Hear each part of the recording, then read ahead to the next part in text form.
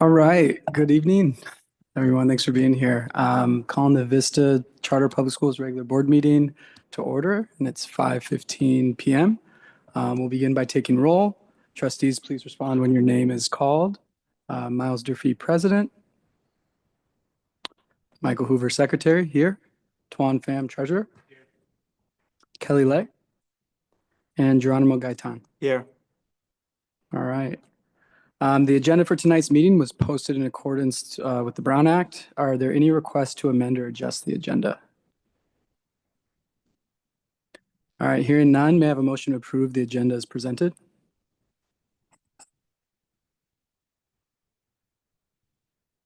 Motion to approve.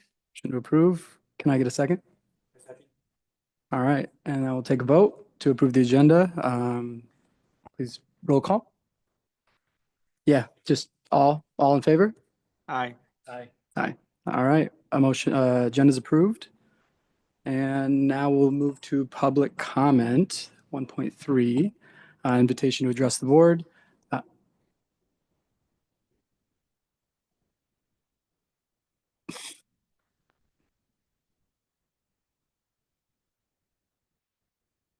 Oh, I was like, oh.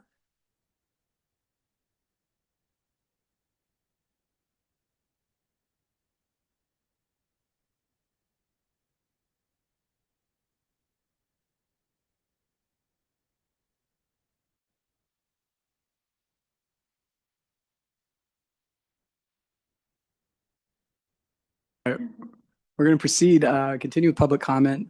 Do we have any public comment for today?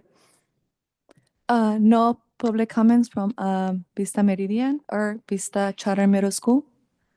Public comment from Vista Condor or Vista Heritage. And Vista Palm Lake Global Academy. No public comments. All right.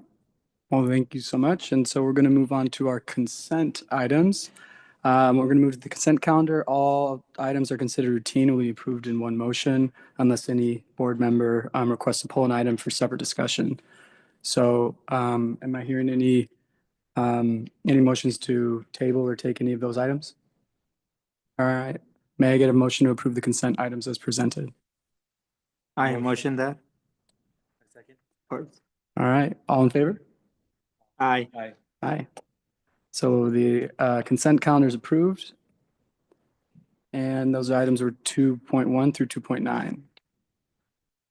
All right, so moving forward, we'll now move on to our information discussion items. No formal board action will be taken on these items tonight, but we will start with 3.1, the superintendent's report. All right, good afternoon, good evening, everyone. Happy Cinco de Mayo. We are going to start with a number of celebrations of our Employees of the Month and our Parent of the Month from the month of April. So first, our certificated Employee of the Month is right in front of me, Mr. Mark Linsky, our intervention coordinator at Vista Meridian. And these are some words from Vista Meridian Principal, Mr. Perano. Mr. Linsky is one of those team members that you will find everywhere on campus. He is the intervention coordinator taking on the challenge of working on behavioral and restorative justice, the TIER program. With his experience, he also supports students with IEPs, leads our APEX credit recovery program, and in the time of need, he will take on any task he is given. So congratulations, Mr. Linsky.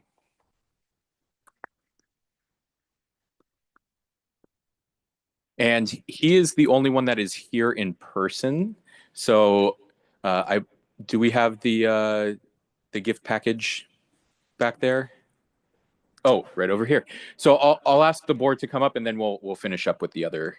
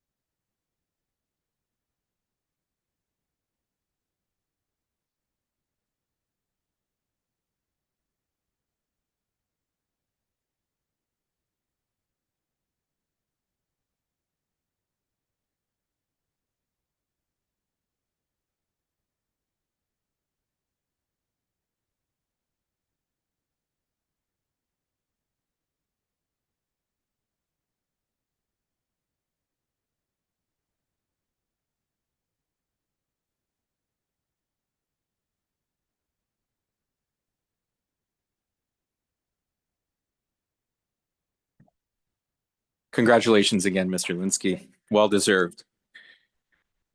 Our classified employee of the month, I believe she is on Zoom, is Miss Ingrid Jasmine Flores, the community school coordinator at Vista Horizon. And a few words about Miss Flores. She is an absolute amazing community school coordinator. She has built extremely strong relationships with parents throughout Horizon, many of whom rely on her for important information and access to important community resources.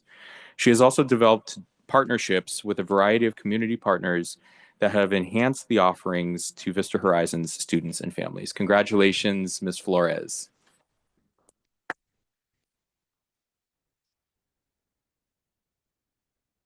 And we will make sure that she gets her gift package as well.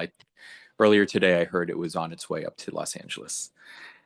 And for our parent and supporter of the month is Miss Beatrice Lovera. She is an 8th grade parent at Vista Charter Middle School in Los Angeles. Miss Lovera has been a very influential parent for Vista Charter Middle School for many years. She is always eager to volunteer and has been a driving force at our school site council meetings. We have been blessed with her feedback and support for many years. Thank you very much, Miss Lovera. And there she is on the screen. Congratulations.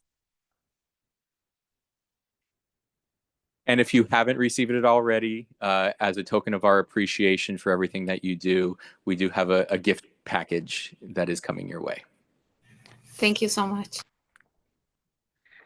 All right, I'm going to go a little out of order in the superintendent's report because I'm going to continue on the note of celebrations.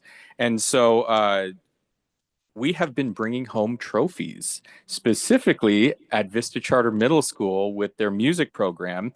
And I'm not sure if Mr. Mario Raven is on the Zoom or not, but Vista Charter Middle School, led by music teacher extraordinary Mr. Raven, won 5, not 1, not 2, not 3, not 4, but 5 first place awards in the Knott's Berry Farm Music in the Park competition in April.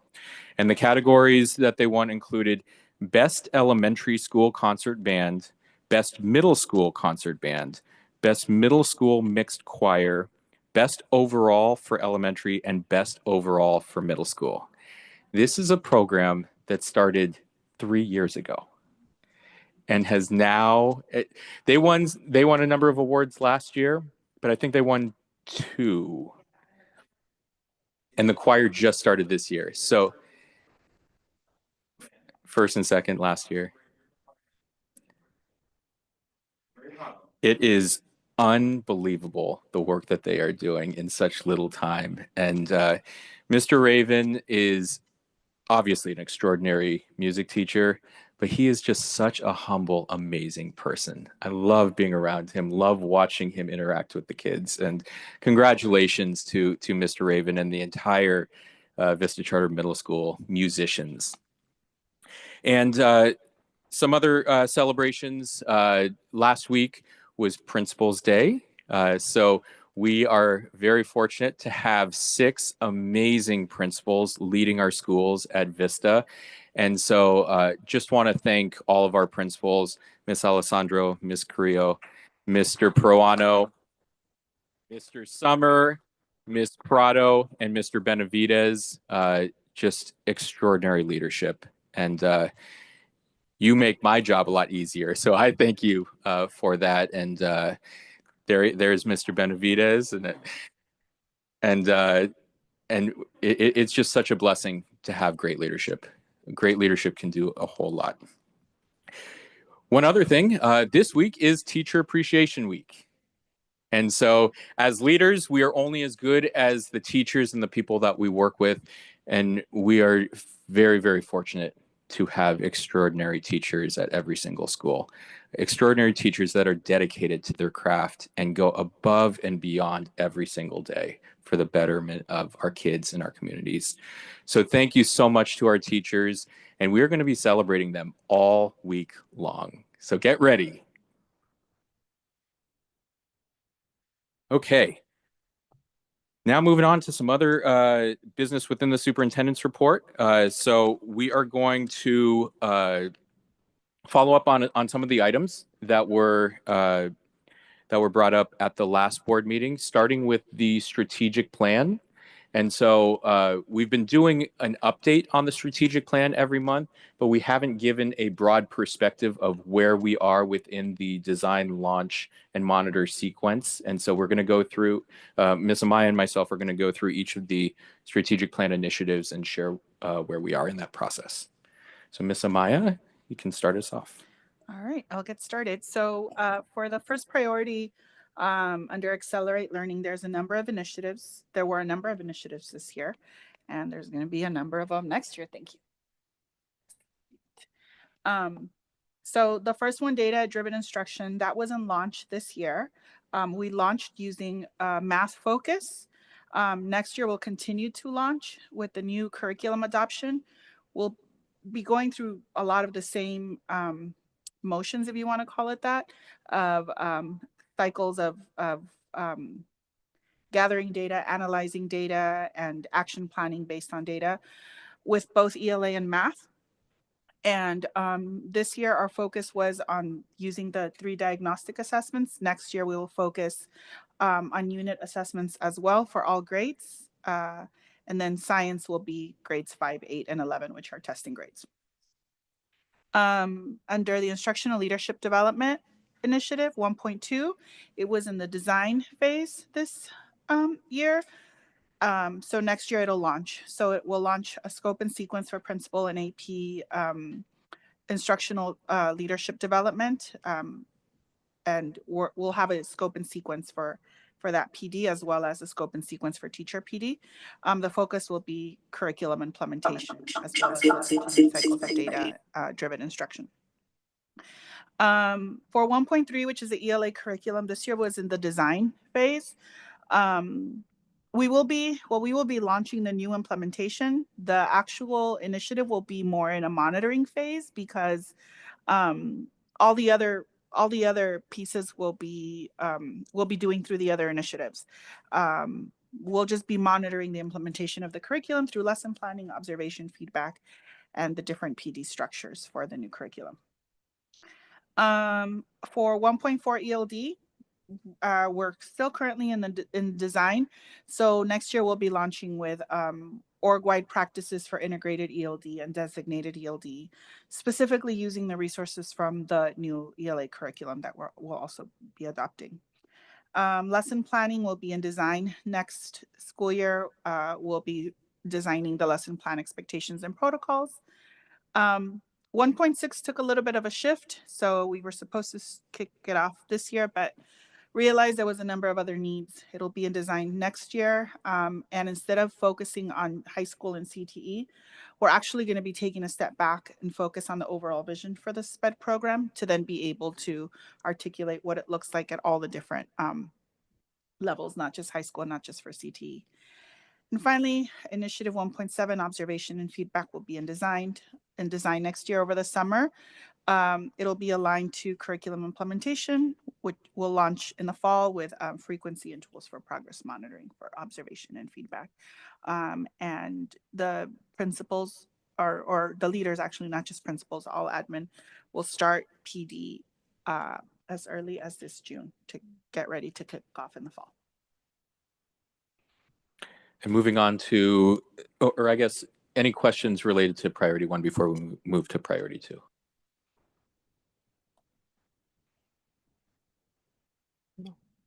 Okay. Hearing none, moving on to priority 2, which is our move as one priority, starting with initiative 2.1, which is our Vista identity. This past year, we've been in the launch phase, but we're calling this launch part 1. So we have been working with a Vista identity working group comprised of some people who have been with Vista for a long time at each school. And we have really identified hallmarks of what makes a Vista education. And through that, we've developed and refined a draft of the Vista portrait of a graduate, and really starting to work backwards from that end result, that North Star. In addition, we are piloting the portfolio process at Vista Meridian, and in a week or two, we have our first portfolio presentations at at Vista Meridian. Moving into next year, we're really moving into launch part 2. We're not necessarily going into the monitor phase yet.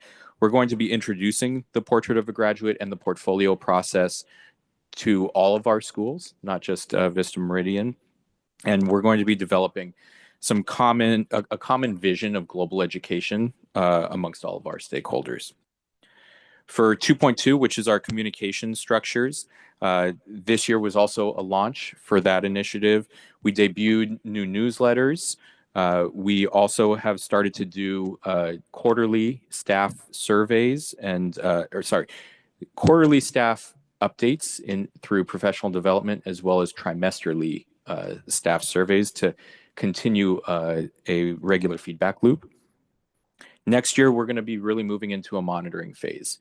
So we're not necessarily going to be changing or adding anything new, but we're going to continue that feedback loop to continue to refine as necessary, continuing with the newsletters, the regular quarterly PD updates, and the surveys. For 2.3, which is the progress monitoring of the strategic platform, we've been putting together a number of meeting cadences. And so our steering committee, which is the group that really crafted the strategic plan, has met 3 times throughout this past year. We've been doing monthly principal check-ins regarding the strategic plan and the progress towards each of our mission measures to know if we are being successful and on track with the goals that we set.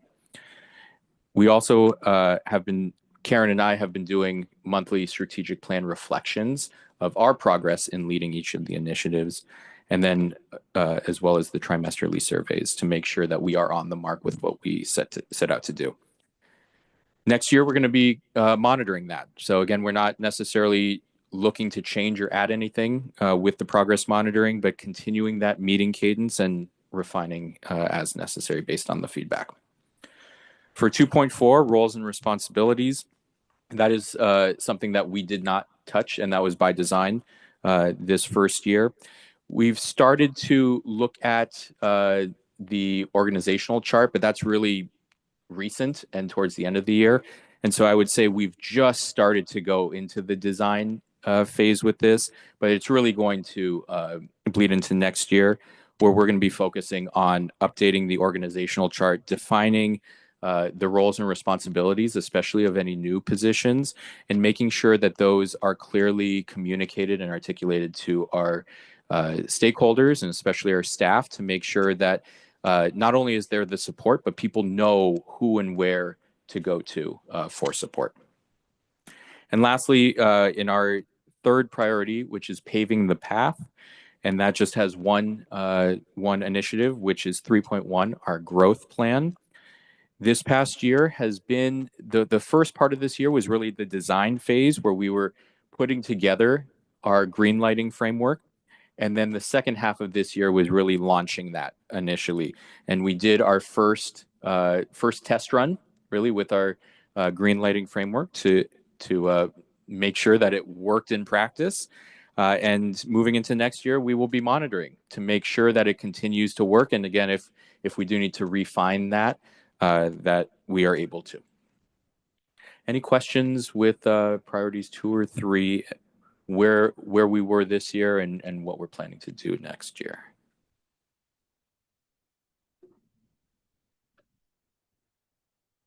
No question. I think that when you look at this, I'm really proud of the intentionality between how you're strengthening your structures currently and as you're thinking about growth, especially with the identity of the student. I'm curious and I'm excited to see that progress monitoring, because you can say things like alignment and that all sounds great, but as you grow, right, making sure that people are, that the intent of what you're trying to do is actually happening. So excited to hear and look at that progress monitoring. Absolutely. So when you were describing the various steps, the first question that popped into my mind was, is it obvious when a student attends or graduates from Vista versus any other school district? And so then you started to go into the student profile and working backwards from there. So I think that there's some key intentionality to getting ahead of that based on previous conversations of thinking about enrollment and increasing enrollment and things like that. So I think that's really great. 2 things that I would just put out there for consideration to think about increasing the district's capacity with being able to carry this out, thinking about partnerships with local, entities, higher education, faculty, staff that are already going to be working on initiatives such as this one, and potentially positioning Vista as a key case study at the very beginning and following and tracking what the challenges and successes are as you're kind of navigating these spaces. I think that could be highly beneficial and in addition to, right? And so it could be mutually beneficial as a way to partner with your local community, agencies, institutions, et cetera. Thank you. Okay. I have a question about the process. So it goes design, launch, monitor. Correct. Is that rigid, or usually for us in the corporate world anyways, when you're monitoring the design process, then the launch process. If it doesn't work, we're adjusting as we go along. This seems like it's a sequential process.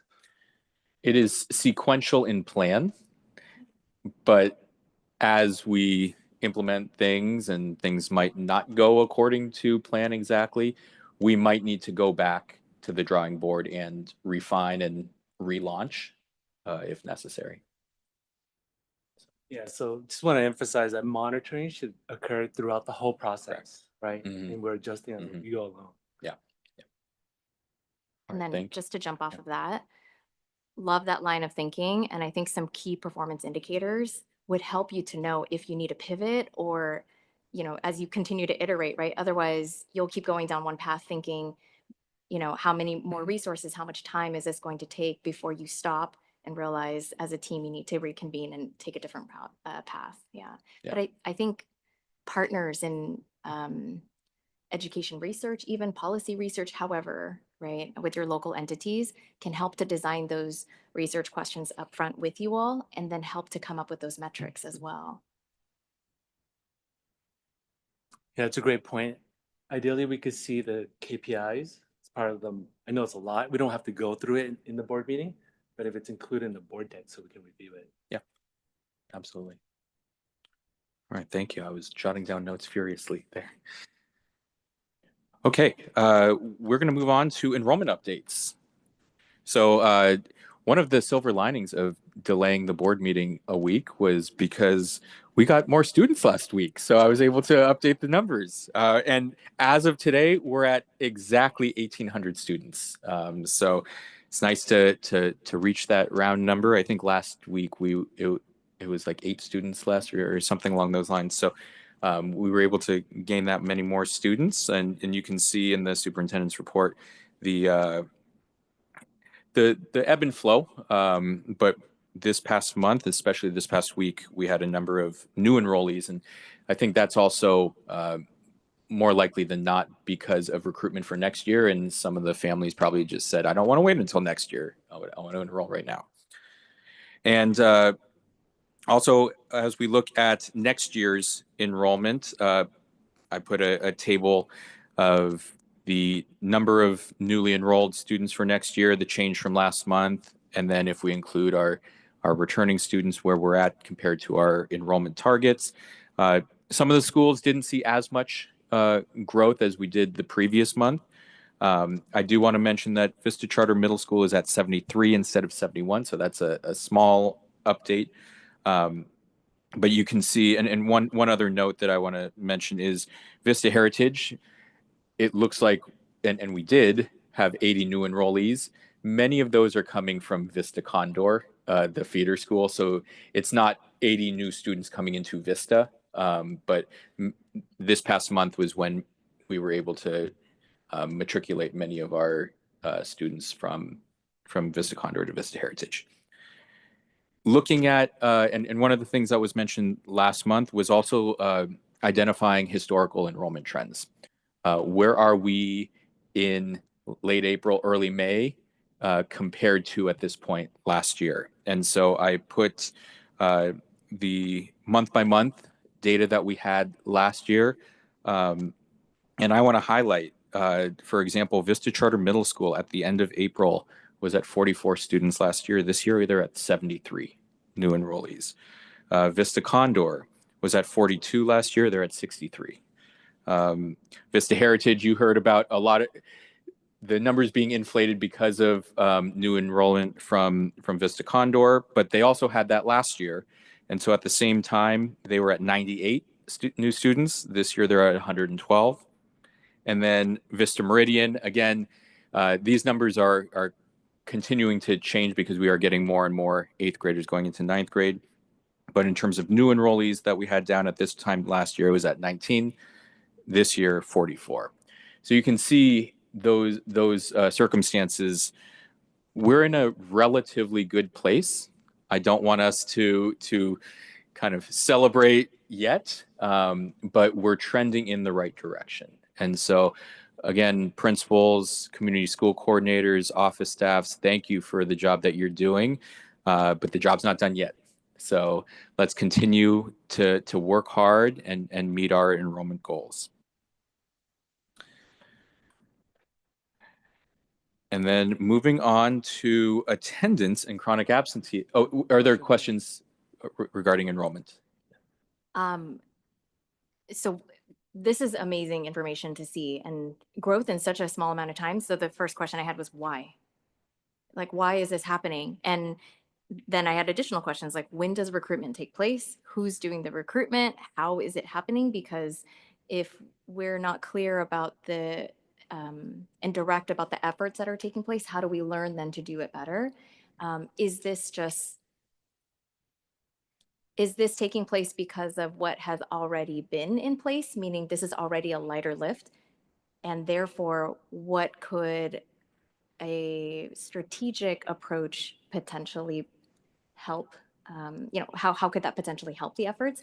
Maybe this wasn't a light lift. Maybe there were deliberate attempts by each of the principals, coordinators, et cetera, that we're seeing here. But I would love to know more about why, who, when, where. Yeah. So I think to your point, it has been, and I'm seeing a list, it has been really a systematic approach that I don't think we had the same approach last year. It was everyone just trying to do their best, but we really have put in a number of structures. And again, thank you to Alyssa, our community school coordinators, and our amazing principals. It is an all hands on deck approach. Looking at some of the data of what went well last year and what didn't go well, and learning from our mistakes and replicating what went well, to make sure that we are putting resources into what has proven to work. And it's different in the different regions. For example, in Orange County, social media is more of a factor than in Los Angeles. And we wouldn't have known that unless we looked at some of the data from previous years.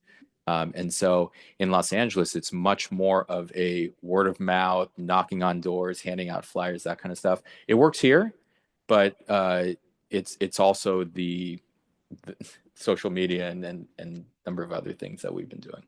Okay. No, that's helpful to know. I would love to know if any of this is codified in any way.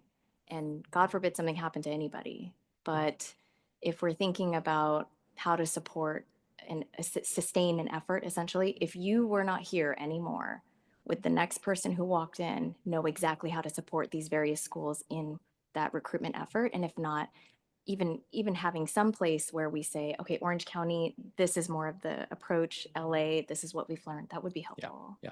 Absolutely.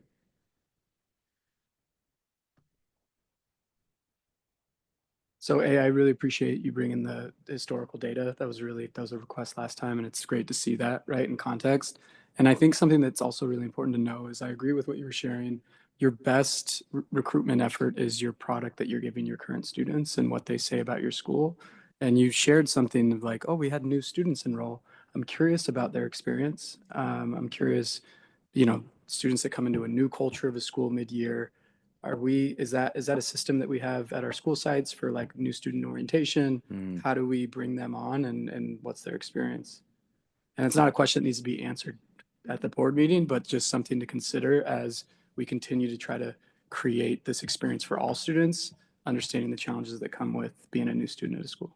Yeah, that's a great point, especially for students that come in mid-year, Mhm. because you have an orientation at the beginning of the year, but that's only for new students that enroll at the beginning. And then I'll add to that, just because earlier you mentioned the student profile, I think it's important to then document when they come into the school district and the supports that they receive. Then you can track what supports are continued to be needed moving into the future. Reputation equity is everything, right? Especially if we're starting at the ground level and getting the word out that way. So find out what that reputation equity is among your students and your staff, and who's talking about Vista when Vista representatives aren't in the room, what's being said. Yeah.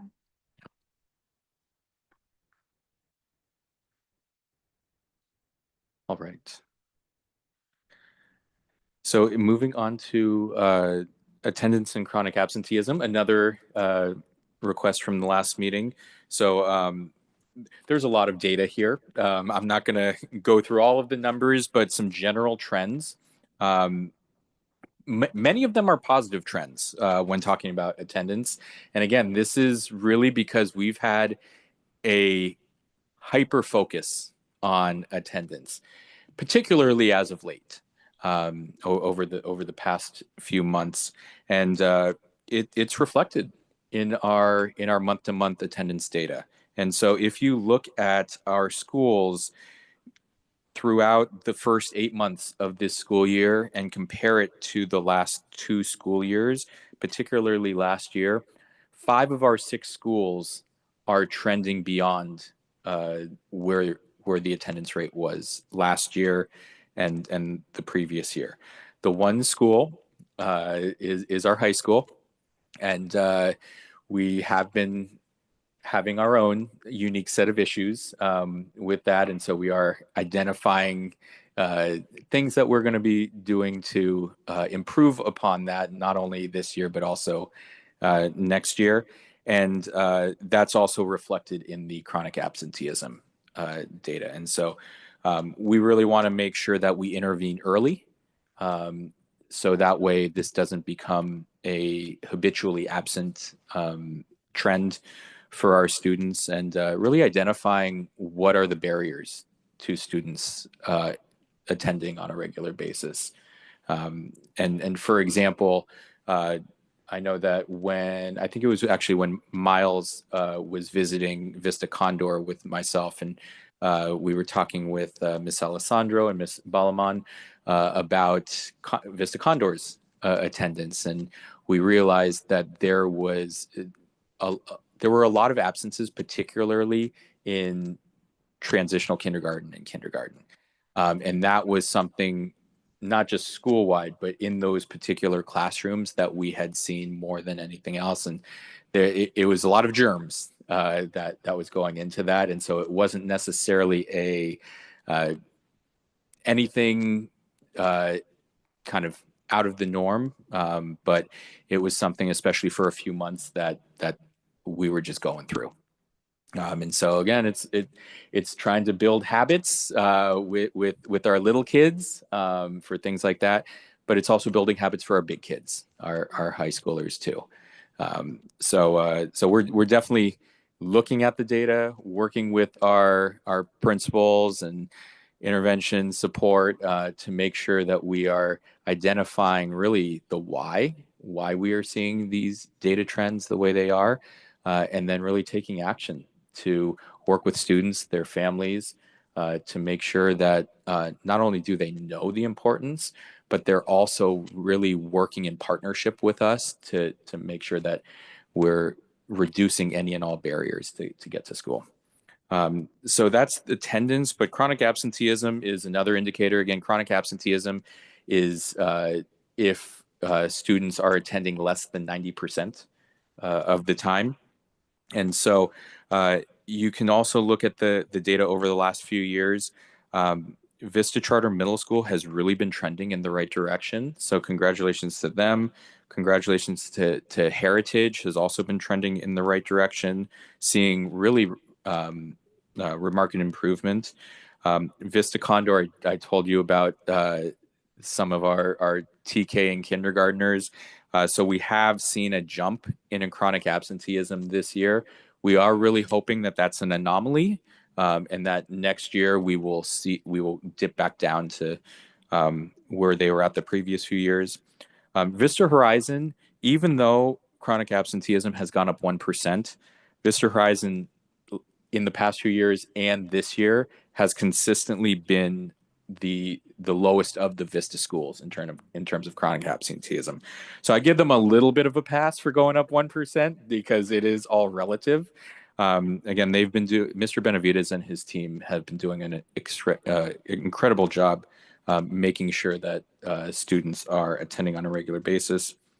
Palm Lane has been trending in the right direction, still relatively high percentages, but at least it is moving in the right direction. And we talked about our Vista Meridian, our high school, which we have seen a jump in chronic absenteeism. So we definitely know the areas that we need to work in, and it's really just, I mean, even though these are numbers, it's not working numbers, it's working with families. And so we have to continue to work with our families, our students, and making sure they feel safe and comfortable, and that those barriers to attending are reduced. Any Yeah, questions? that's super helpful to see, and congratulations for all the growth, right? And the work, right? Because these are just numbers, but there's so much effort I know that's put into getting kids in schools, and you got to deal with families. I'm curious for our schools that are trending in the opposite direction. When is the renewal? When are they up for renewal? So Vista Meridian is up for renewal in 2028. Okay. They're a relatively new school. And then Vista Condor is next year. Okay. So we're beginning to prepare for that. Okay. In terms of overall attendance rate, Vista Condor has improved, but chronic absenteeism has declined, or I guess increased, which is not what we want. And that tells me that it's not school wide.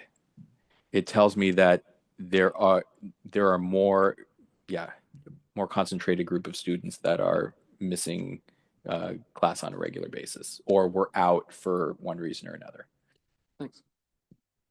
So do we understand why there's an absentee rate, or why they don't attend schools?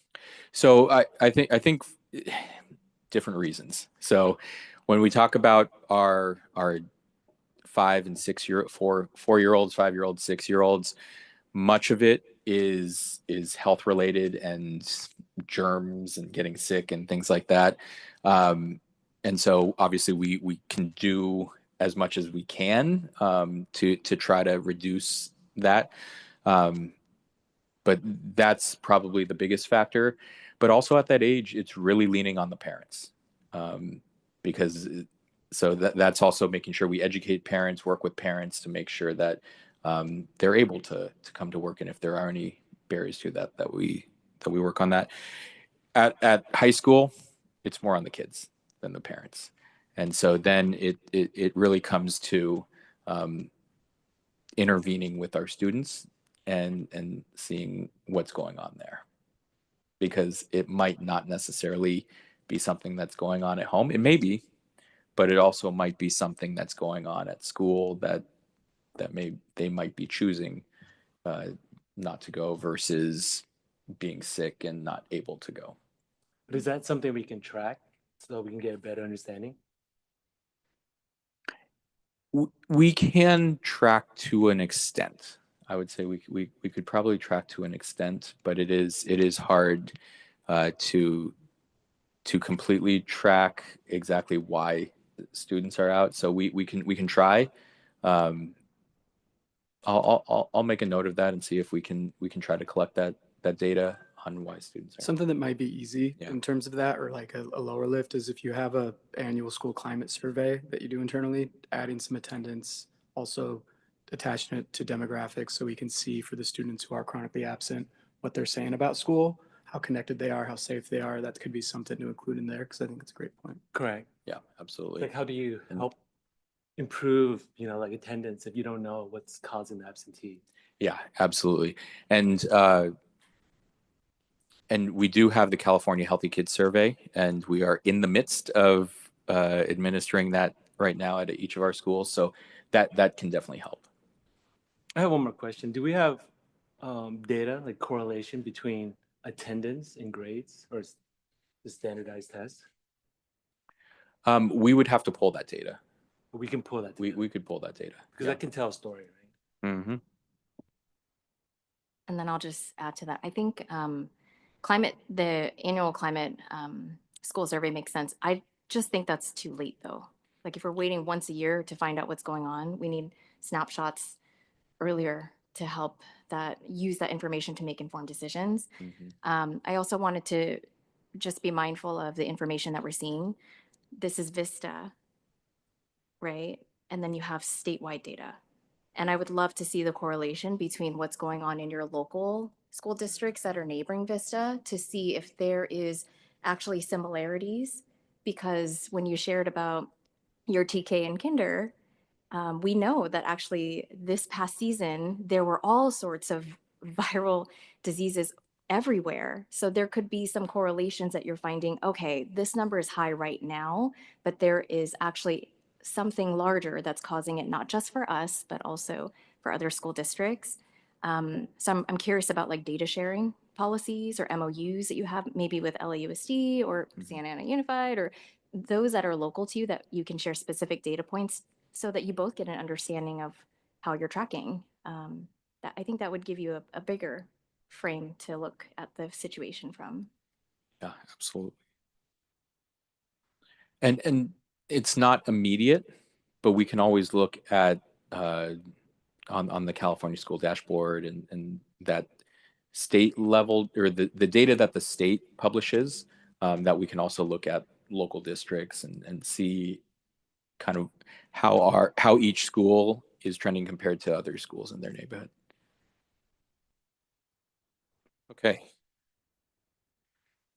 Now to one other thing that was asked about was retention rates. So speaking of, it's not necessarily attendance, but retention, staff that are coming back and students that are coming back, and those historical trends of the last 3 years. And so we have also seen improvement in many of the schools. If you look at the historical data, Vista Charter Middle School, Vista Heritage, Vista Condor have all seen continuous improvement in their student retention rate over the past 3 years. This is not including this year into next year yet. So the most recent data was last year into this school year. Vista Horizon went down 2 years ago, but then went up this past year. Palm Lane has been very consistent, has been within 1% the past 3 years. And then one of the interesting facts was also looking at the retention rate of our feeder schools. And so looking at how many of, for example, our Condor fifth graders are going into sixth grade. And one thing that I think what was of interest to me when I saw this data was that has actually decreased over the past 2 years, going from 82% to 61 to 54%. And so definitely want to look into that some more, making sure that we are getting we're keeping our Vista students within Vista as they go from one school to the next. One thing that I do like to see is because as Palm Lane has come on and really become embedded in the Vista family, going from 2 years ago, no students matriculating from Palm Lane to Vista Heritage, sixth grade to seventh grade, to this past year 50%. So that is good to see that growing. In terms of staff, we've seen ups and downs from year to year. And so Vista Charter Middle School and Vista Heritage this past year went down a little bit, but before that they had increased. Vista Condor has increased their staff retention rate consistently over the past 2 years, and then Vista Horizon has decreased over the past 2 years. I do know that there was a leadership change within the last year and a half, and so that could have had an impact. Also, when you have small numbers, one or two people changing could really sway the data. And Palm Lane has increased in terms of their staff retention, which is good news. Any questions on the retention rates? Yeah. No, this is really helpful data though to look at and super enlightening. I'm curious, like that's something to be really proud of between Palm Lane and Heritage and that growth. Curious of what outreach events we do, like step up days or meet your teachers, or what are sort of the programming connections that we make from those transitions? Yeah, so I think highlighting one from last week. So Palm Lane was having a math literacy night, and Heritage was there with a booth, a table, interacting with parents. And so it's not just a one or two time thing. We want there to be a consistent presence of Heritage staff, and even inviting students to come and visit the school. So that way it becomes less of a wondering and more of a, yeah, this is the logical next step. Yep. Yeah, so the more that you align that programming, the more it's logical. One of the things that we've been doing, and so for the people that would like to discuss this, I would love to, right, talk about this, you know, bringing that inspiration and connection to the lower grades. So like sharing where your students are going to college, right, putting posters up on those campuses, inviting them to those graduations, taking a bus to, just like building that inspiration and joy, right, and that shows that connection. And also, as you're talking about that graduate profile, the story that you're going to be able to tell, because it's school choice. People should be able to choose where they want to go, but we want them to know that staying here will provide them with this opportunity. And a lot of that comes through being intentional with small things, but your program connects. Yeah. So 100%. All right. And now we've talked about enrollment, we've talked about attendance, we've talked about retention rates. Now to academic data, and really focusing on the diagnostic. We just completed the third and final diagnostic, which is kind of like the dress rehearsal before the state testing, which begins next week at our schools. And so Miss Amaya is going to lead that, but we have some good news to share. We do have some good news to share. I'm excited to share. All right, so I'll be sharing a brief presentation on our Diagnostic 3 data, and let's see if this works. Did I do that? Yeah. Oh. So just the first thing that I want to note is that we did this last testing window, we did only test grades 3 to 8 and 11. So we only tested testing grades. We left K2 to May, which is when the remainder of the students will, which is when the 3 to 8 and 11th graders will test for CASP. The diagnostic assessment gives us what they call projected proficiency. So we tested our 3rd to 8th graders a little bit earlier to really leverage that projected proficiency and then do some action planning before state testing.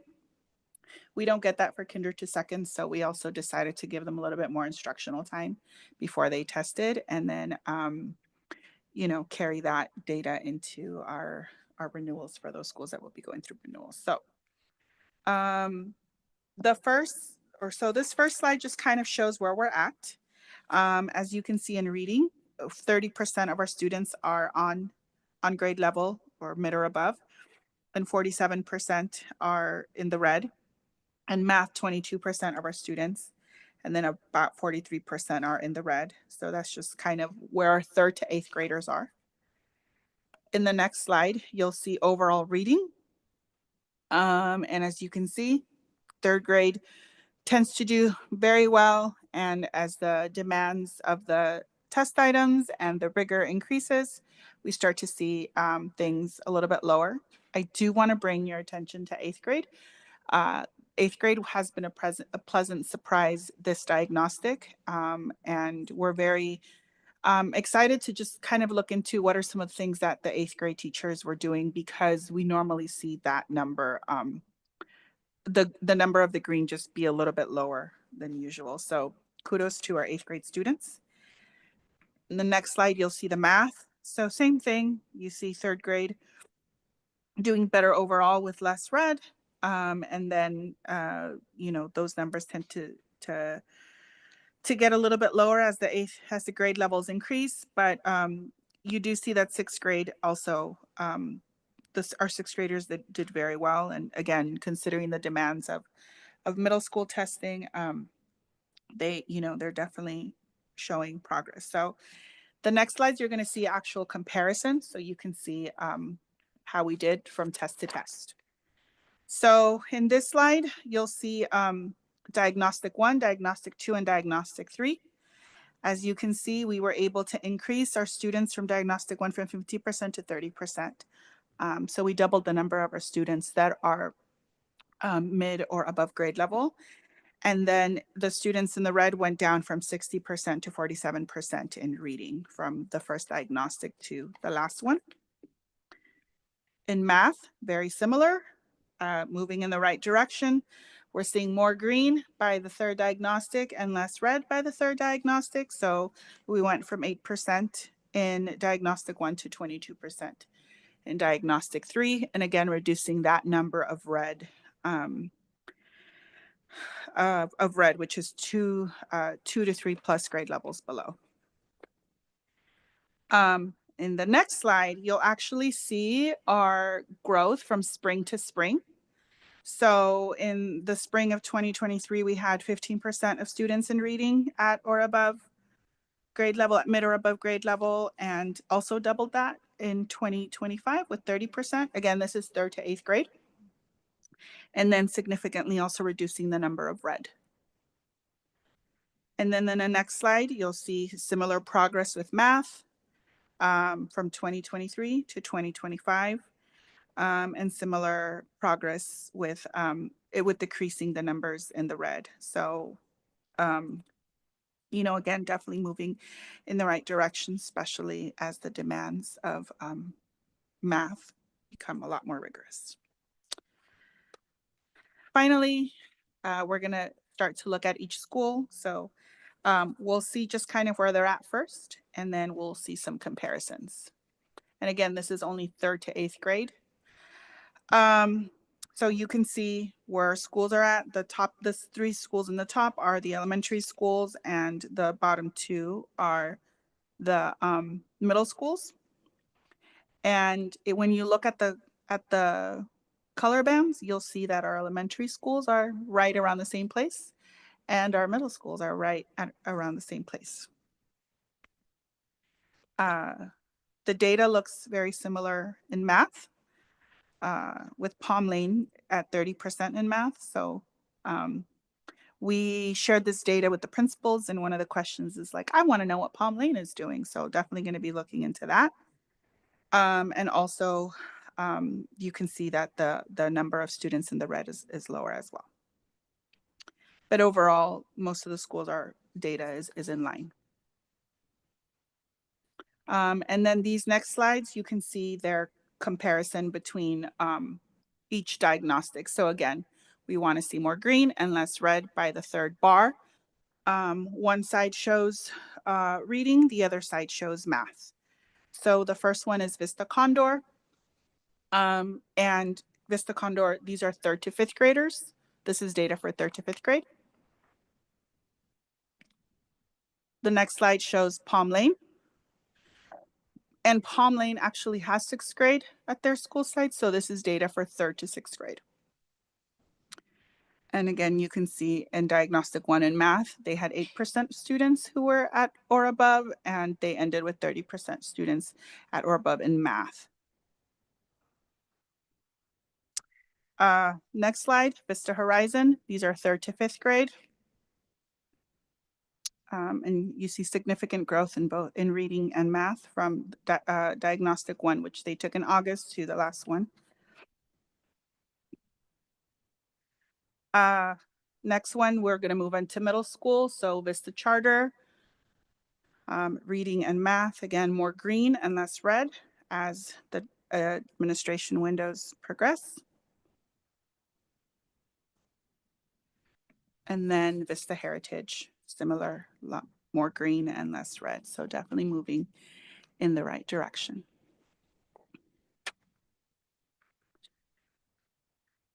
So just a couple of things that I wanted to celebrate. So first, just diagnostic progress. So from fall to spring, we see our students improving, learning improving, and then our progress over time. We also see that from spring to spring for the last 3 years. We have a lot more 3rd to 8th graders moving in the right direction.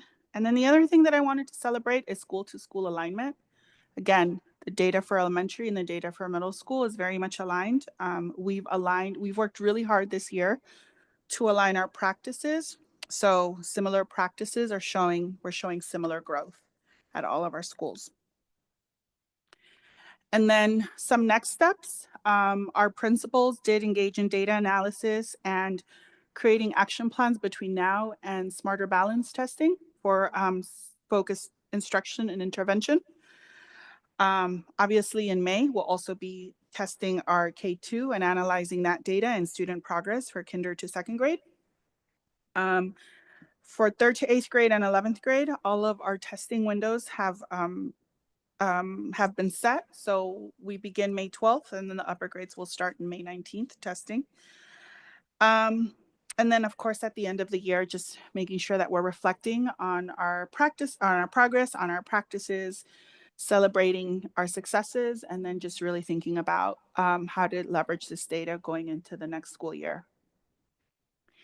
And the one thing that we did notice was that there was a glitch in the projected proficiency. So I'm still waiting on that, but I will share that with you as soon as I get it. And then we always like to compare the projected proficiency on the iReady diagnostic and then what the actual results look like, whether they're the same or higher when we take our tests. But that is it for me. Any questions or comments? I have a few questions. Yes. Like the kids are taking 3 diagnostic tests, Mhm. right? So I'm assuming the kids that are scoring below average, they're doing it through all 3 tests, Mhm. right? What are we Oh. doing? Sorry. No, but go ahead, ask your question. Are we doing anything to help Yes. the kids out? Yes. So a number of the kids who are below, if you look at the bars that, I don't know how to. If you look at the bars, the reduction in the red. So what's happening is that a lot of the students in the yellow are moving into the green, which is exactly where we want them to move. And then there's some students in the red who are moving into the yellow. So they're not necessarily staying in the red, although yes, there is a large number of them that are, especially the dark red, because they're 3 or more years below. It's going to be really hard to get, it's going to be really hard to get those students into the yellow. However, our principals and our teachers do have very specific plans for all the different student groups. So once we get the diagnostic data, they look at specific student groups. So for example, the students in the yellow and even in the green, the goal is to maintain or move the students in the yellow into the green. So they really look at specific interventions for those groups, and they're usually in the classroom level at the teacher level. And then the majority of the students in the red, all of our schools have staff that's focused on intervention, whether it's push in or pull out. So again, the principals and teachers will create specific specific groups of students. They'll look at what specific needs are, and then they'll target specific interventions for those students. So that's how we start to see some movement. But I would say the red is the most difficult. And that's why also you kind of see the light red getting smaller, because some of those kids are moving into the yellow band, but they're not necessarily staying in the red. But there is a large number that obviously is.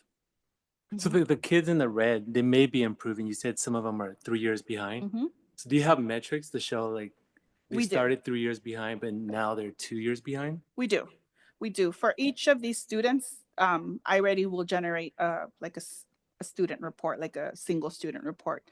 So we can see the growth. And then I can also share with you typical growth and stretch growth. So we also look at that. At the beginning of the year, we're given like a target number of typical growth, this student, how he'll do by the end of the year. And then also we're given stretch growth. So if, if you're targeting the interventions and if a student is spending a certain amount of time on personalized learning, then they do have a very high likelihood of achieving stretch growth. And again, for some students, even their stretch growth is still doesn't necessarily put them in the green, but we want to see progress. And then one more. The questions, the kids in the green, Yes. are we pushing them further? Yes, that's always the goal. So the dark green is mid or above grade level. The light green is early on. So we do also want to see that movement. That's why it's very important that we're maintaining them there. There are kids that, are at risk of falling into the yellow. So we work very closely with our principals to identify, we call them the cusp kids, making sure that if they're, high yellow, that they're moving into the green, making sure that if they're low green, that they're continuing to move. And not fall back into the yellow. And same with the red. We look at those, we look at the cusp kids as well and make sure that there's movement in the right direction. That's always the goal.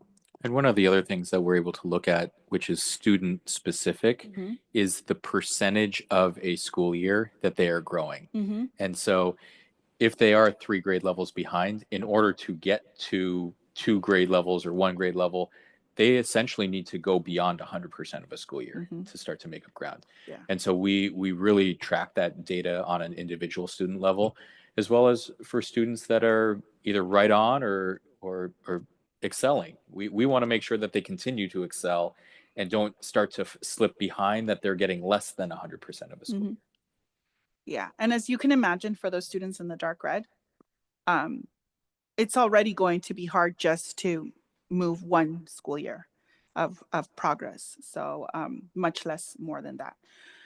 And then, as like Michael said, we're looking at numbers. Each one of these is a story. So this includes our English learners, including our newcomers who are obviously new to the country. And some of them do have the option of taking the test in their primary language. But again, depending on their level of education in their primary language, that's not always, the end all be all for them. And then this data also does include our students with disabilities. So, all of those things get factored in. But again, like you were saying, what we want to see is individual growth as well. Yeah, if I might just add, like, congratulations, the growth across the district, especially how important this supplemental data is, but, the literacy academically, I mean, mathematical, ELA, Yeah. it's impressive, right, that we're seeing growth on this. I'm curious, and even when I was talking to Geronimo about this, how transparent are we being with our families, right? Do they know that their student is three grade levels behind in reading? Because when we think about what it takes to move that needle, right, and the experience our students are having at school when you're 3 grade levels behind, right, how, is there stuff that we're offering and conversations we're having in terms of summer enrichment and programming and being just transparent, right, with our families of where their students at? Because I could see that that's not just going to be a teacher lift that's going to help that student move 3 grade levels, right, or move up. That's going to take a whole community, right, parents, family, and school, and maybe some outside resources. So I was just curious on that, right, like, because this is great data and growth. I'm just thinking of our students that are 3 grade levels behind, specifically at our middle schools, right, when they're about to go into high school, knowing that, hey, we want to get you prepared. There's 45% of you that are 3 grade levels behind, right, or more in reading. So just curious on that note, but. Yeah, so every principal shares their data at their coffee with the principals, so that, again, just families know how they're progressing. And then they all have data chats. No, I'm lying. Student-led conferences, sorry, which include data chats. So all of our teachers and principals have data chats with their students. So they look at the students get a chance to look at individual score reports. Some of our schools, if you go, students are tracking their data like on a poster, a class-wide poster. And then they have those conversations with parents, where the students are at. They talk about the typical growth and the stretch growth, which again, we want to have 100% of our students meeting their typical growth. Right now we're at about 64% in reading and in the low 60s in math. Yeah, so we want 100% of our students meeting their typical growth, and we also want students meeting their Mhm. stretch growth. So really looking at those student score reports, we give them to the parents so that they can kind of see, okay, this is what they need to Yeah, I'm improve. really glad to hear that, especially student-led conferences. Just thinking again, as we're allocating resources and thinking about what your schools need to support with not only the student experience, what can we do specifically for these students, right? That maybe is partnering with outside agencies to catch them up, because you guys are doing a ton, right? You're working really hard, tracking the data, doing the test. But the reality is that we got this many students, right? That's a high need of students that might need more support than what we can provide directly at the school. So just thinking about that as we continue on. But thanks again for putting all this together, and congrats on the trajectory of the growth. That's incredible. Yeah, and I'll add to that. Same. I think it's hard to look at data and depersonalize. So we understand completely that, you know, there's so much effort that goes into moving even one student to the next bar. I have 3 points that are tangentially related. The first one is I'd be curious to know when the students are entering Vista and how they're tracking. So if there's a student in the green that has started with you at TK, where do they go? How do they trend when they go into the high schools? I ask because I'm curious to know the longer they are with Vista and the earlier they come in, are they trending in a specific light? I think that's important. Also, if we're thinking about students that are entering at different points, I'm sure that there's data collected on their diagnostic from their current district. It might be a win for you all to see that, hey, last month they came from this district. This is how they were trending with that test in that time. But they came here, and in 1 month's time, these are the interventions that supported them for this much more growth. They might still be in the red, but now they're trending towards yellow or trending towards right. So I think that's important to also see how they're coming in, when they're coming in. I thought this relates to absenteeism. Be curious to know. I don't want to make any assumptions here, but be curious to know where they are on this spectrum. Maybe they're on both ends, but would love to see that information. The second point that I wanted to point out is or maybe I should ask actually, what's the goal as communicated by students for why they should care? When we look at this, we know potentially what this could mean for changing, you know, their lives in terms of opportunities they may or may not have because they need to know how to read and write and communicate clearly. What do they see or think when they know of their own results? Because I think if we're not communicating it in a way that is receptive to the student, they may just look at this as a color. So why then care for the next diagnostic test? I mean, it's not about consequences. It's not that. But why should they put effort into that summer school program, that after school program that's offered, et cetera? So I wrote here, there's so much happening in workforce development. Could it be that the incentives to them are thinking about potential career choices that are actually appealing to them in the areas that they want to explore, and helping them to understand that, yes, these concrete math skills are to help you reason and rationalize because that is needed in this trade or this technical career or, you know, this industry, what have you. And maybe they just haven't been exposed to that knowledge, so they don't know that there are different ways to lean in. And then last one, because again, different points here, but I was thinking along the same lines of capacity. It could be that when you're looking at this, we're looking at interventions that are already in place, a lot of heavy lifting that's in place. So I agree completely. Who are your community partners that you can lean on that do work specifically for mental health, or thinking about students in a different lens that might shed light on why they stay in the red for this long?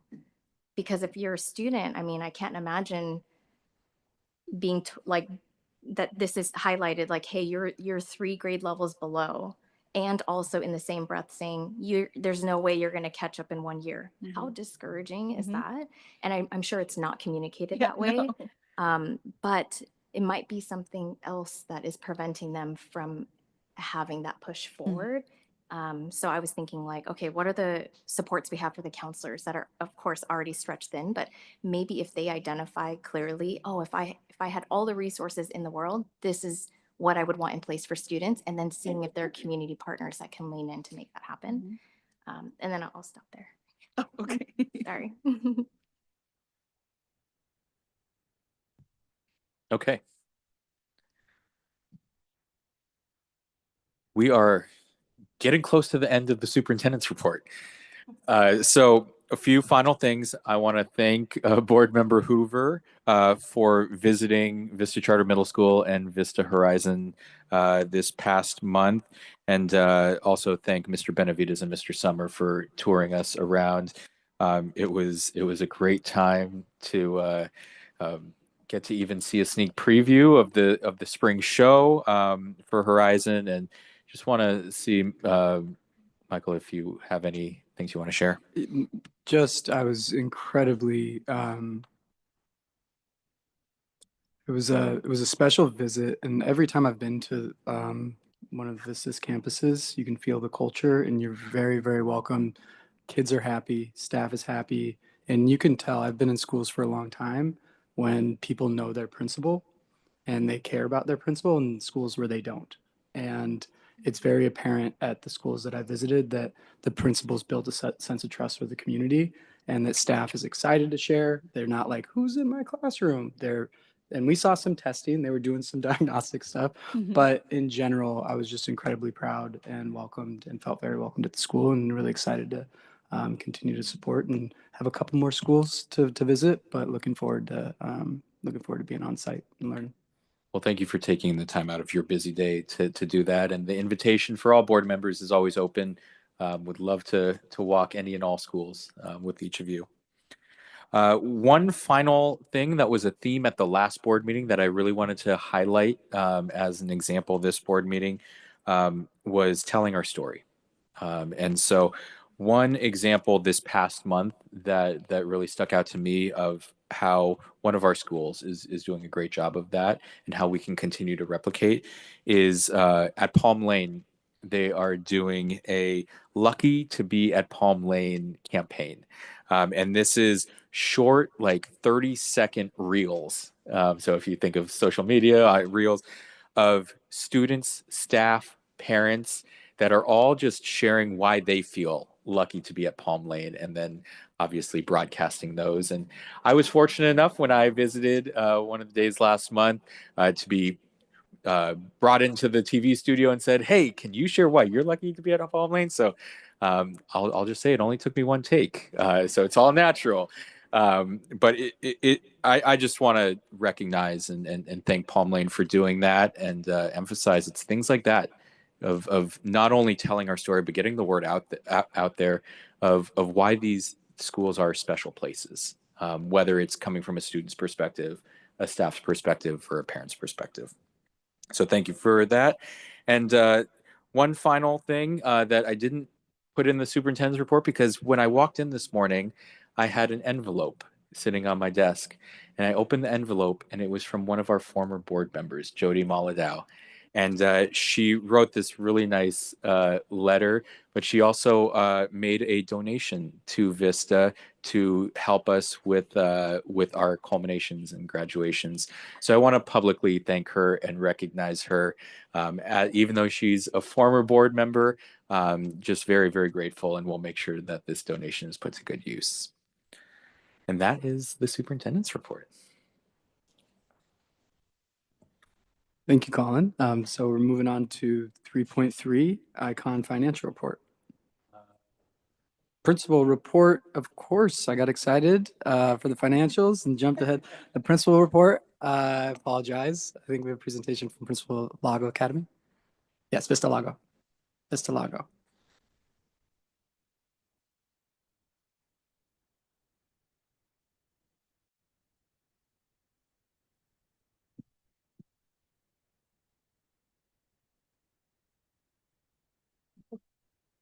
All right, can you hear me okay?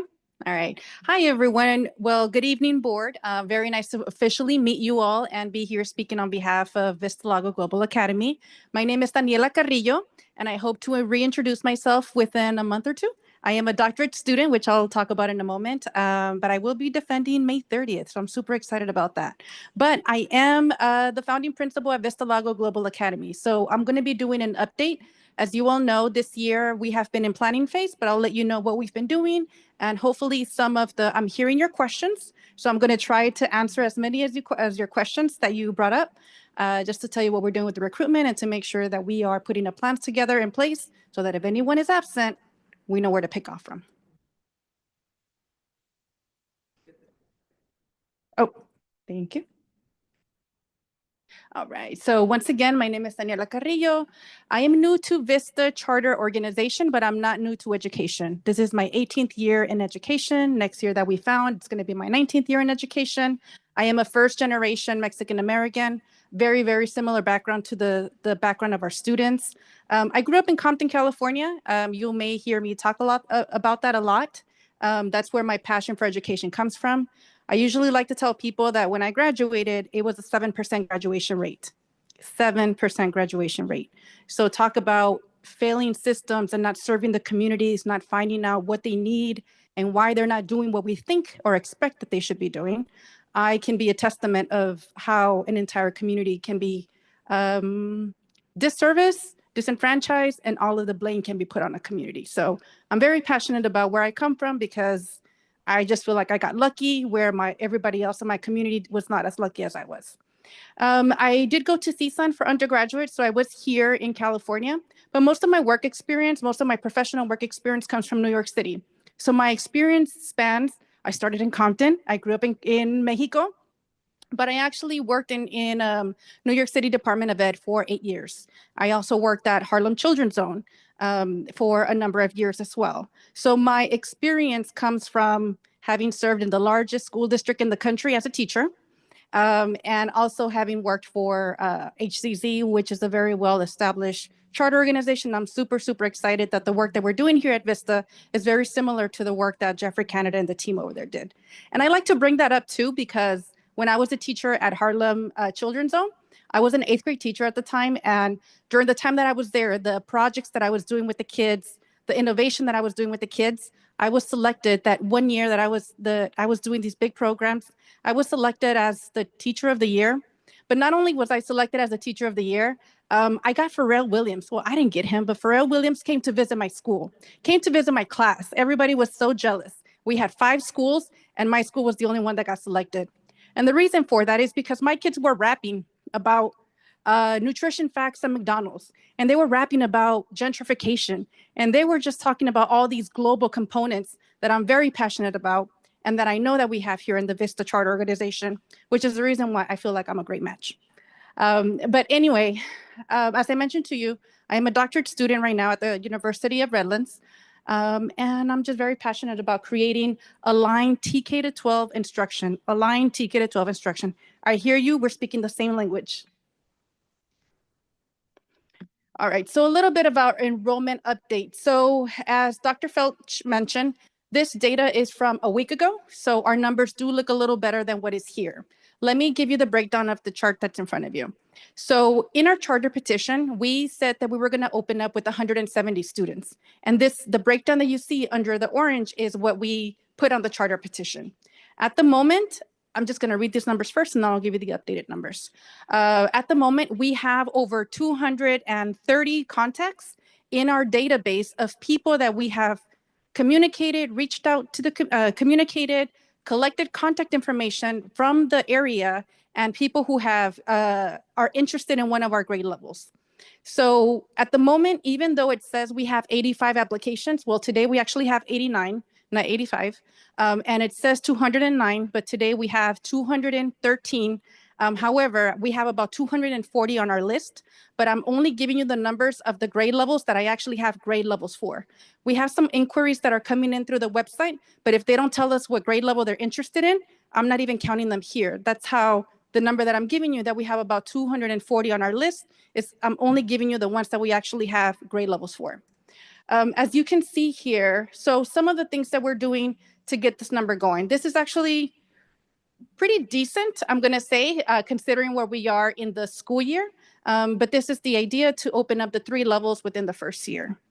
And let me tell you what we've been doing. So I came on in November. I know that you've seen some of these images before, but I want to give you the entire context. So I came in November. The team had already started doing a lot of the charter petition and some of the work with the community in October. So since October, we've been going out to the community. There was a billboard that was put up, as you can see the one up there. But since I joined in November, I've been hosting informational sessions, sometimes 2 to 3 to 4 in a month since I got here. So I've also been attending community events. As you can see, that one is from the Winterfest. I think that's from December that I went to. We've been holding informational meetings in person and virtual. We've been going out to the park and walking up to people who are cooking. We've been going up to people in the lake. As you can see there, when we are engaging with families, we're not just trying to collect information and get an enrollment. We're actually trying to be participants. So as you can see, we're actually holding crafts and giving away a lot of things because we know that it's really, really important to make sure that we keep that communication and that relationship with the community, even when we get to 170, even when we have a waiting list going on, which we will. Even when we get to that point, we're still going to continue to do these outreach and these efforts so that the families know that we're going out there, we're coming in here with gifts, and we're part of the community. Please invite us because we're going to invite our parents to your events, and we're also going to show up and give away a bunch of stuff. I had a really good meeting. I had a welcome meeting in March. It was very nice to tell you that it was standing room only. We had about 85 families that 85 students that attended. So these are some of the pictures. This was at the Lake Elsinore, the Cultural Center. This is where the board meetings normally take place. The city council meetings usually take place. So this is one of the meetings that I had. And then all of the members a lot of the members, you can't see it, but a lot of the members from the district also showed up. So that was really nice. It wasn't just me, but it was like, hey, I've been talking to you since November. Now come and meet us in person. So about 8 of the team members showed up with me, and we were there. We greeted the families, and then the families had an opportunity to talk to individual people, whether it was for careers or special education, whatever it was. But they got a chance to see we are real, we are people. We got a chance to introduce our superintendent, and of course, we gave a shout out to Miss Amaya. But we let them know who we are. We've been attending a lot of festivals, so we've been going out to the community. A lot of this because we're a founding team. A lot of the work is being done by myself, by Alyssa Ross, and then we just got a new team member. Her name is Livier, who you see here talking to the parent. So one of the ways that every single festival we've been planning and thinking and reflecting, how come we didn't do as well as we could have? What can we do the next time? So we changed up our strategy. We've been changing up our strategy of how we collect information from families every single event. So for this one, we actually got into a better rhythm. There was 3 of us this time that showed up to this festival in particular. Of course, I'm the one helping with the wheel of games and giving away gifts, and everybody's really happy to receive the prizes. But before they got to the prizes with me, Livier was actually in line collecting information and talking to the families before they even got to me. And Alyssa is in the back also talking to the families and holding the line. We actually had a really long line. We got a very nice setup for this festival in particular, and we were at the beginning, but the entire time I couldn't even look up, and there was a line of people just trying to talk to us and come and spin the wheel. So that was really, really nice. But we're constantly going out, we're collecting information, even though we haven't turned over the applications. The moment that we have an address, I think they're all going to turn over. And here's just a little bit more. We're showing up with games. We're talking to different families, and we're definitely getting some of them engaged. Look at the girl on the top right-hand corner. She was so close. She was like, oh, did I get a prize or did I get a sticker? But you can see some of the different activities and me engaging with the community. As I mentioned, we've also had several virtual sessions. This is the last one that we had, I think, about 2 weeks ago. You can see the parents that are on there. You can see some of the team members that are on there. And then you can also see, I did a screenshot. I hope this is okay. But I wanted to give you a screenshot of some of the comments that the families are making after the informational sessions. This person here, this parent here, she loved the Zoom meeting. She loved the informational session. What we do with the informational sessions, they're usually about an hour. I try to keep the program within 25 to 30 minutes. And then we've really been leaving about 25 to 30 minutes for just questions. Ask whatever questions you want. We're here. We're going to wait. We'll translate it. We'll say it in Spanish. And they have used up all the time. There hasn't been a single info session that we've had that has been under an hour. And I'm telling you, it's not me talking the entire time. It's them asking questions and clarifying questions. Say, can you please call me back? I have something else, or I have another question. But they've been really, really excited and happy with the information, and it's been very thorough. They've said their words. I've also been working a lot on the teacher recruitment. That is also something else that we've been doing. We are slated for 9 teachers right now. We have about 5 of them that are just about solid. So we're still working on recruitment. And the other part that we've been doing, so we've been now making sure that we're engaging with the families, we're engaging with the students, but we've also been attending quite a few of the meetings. We're members of the Lake Elsinore Chamber of Commerce. They do mixers every single month, and those mixers have been really, really instrumental to us. I'm hearing about a lot of different resources, and because we are new to Riverside County, I've been doing a really, really thorough job at trying to make sure that I collect every contact, every person. I have a list going of every single event that we've held. So right now, I already have the marketing plan of what we're doing next year. I already have the plan of the notes that I'm collecting of all the festivals that we've gone to where they've been really, really successful. The one that we went to in December, that one we had about 20,000 people that attended, and we were short-staffed. But now I know that December 1, we're going to be there, and hopefully we're going to have 5 team members or 6 team members to help us out. Lake Elsinore is a small town, and it operates just like that. So if you throw one really good event, 20,000 people, 15,000 people will show up. The Easter festival that I was showing you, I believe about 12,000 people showed up to that one. So it's not little. It's a very different communities from LA and from Orange County. They work just like a small town, and going to the Chamber of Commerce meetings has been really, really helpful, because it seems like every leader, everybody that's trying to offer a service or is just trying to stay connected, they're all showing up, which is really nice. So we're in there and we're meeting with people from all over the, all the organizations within the area. But I wanted to point out a few of the people that I have met already at the Chamber of Commerce that I'm going to continue to follow up with them.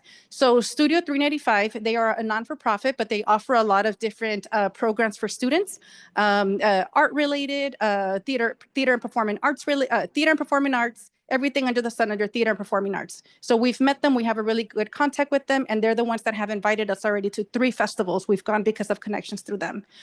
We also met someone from Animal Friends of the Valley, and it was really nice. We've actually gone and visited the shelter there, because I'm asking about what are the programs that we are a new school. Do you work with the community? What do you have to offer? How can we work together?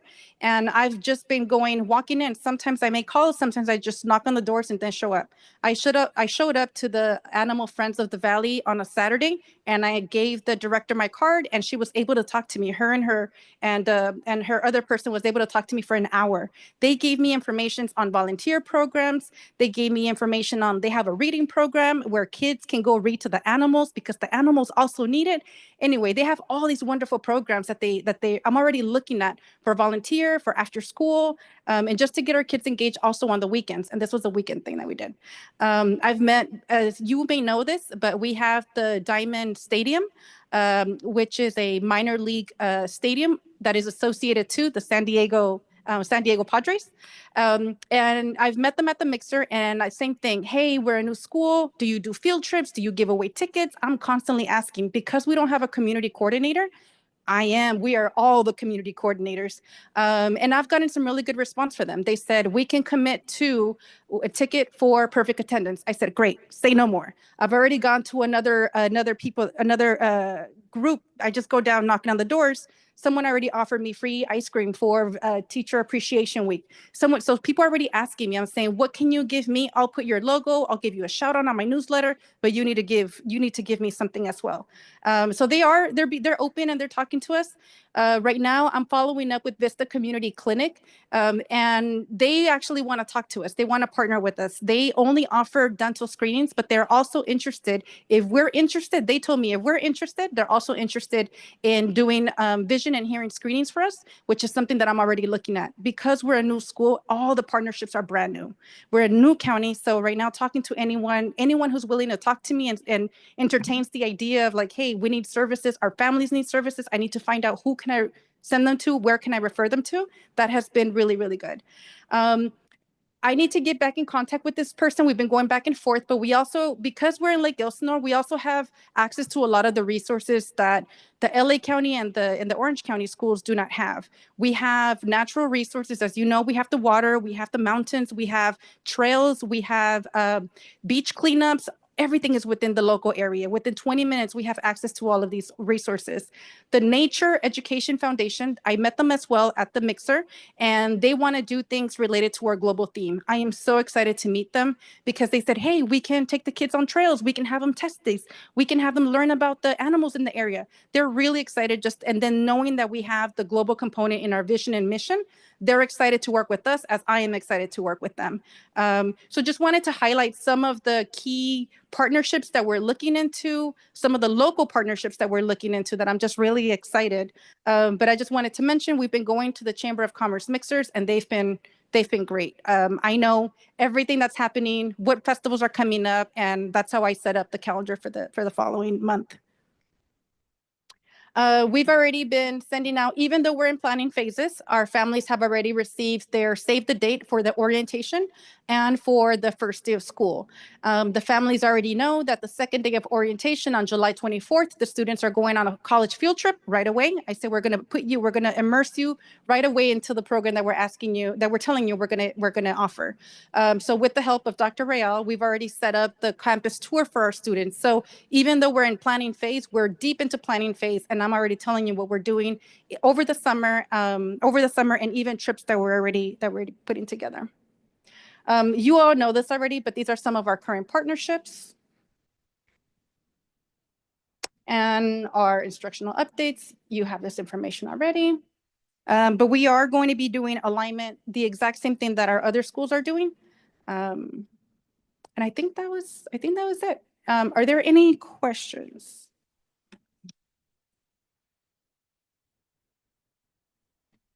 So first off,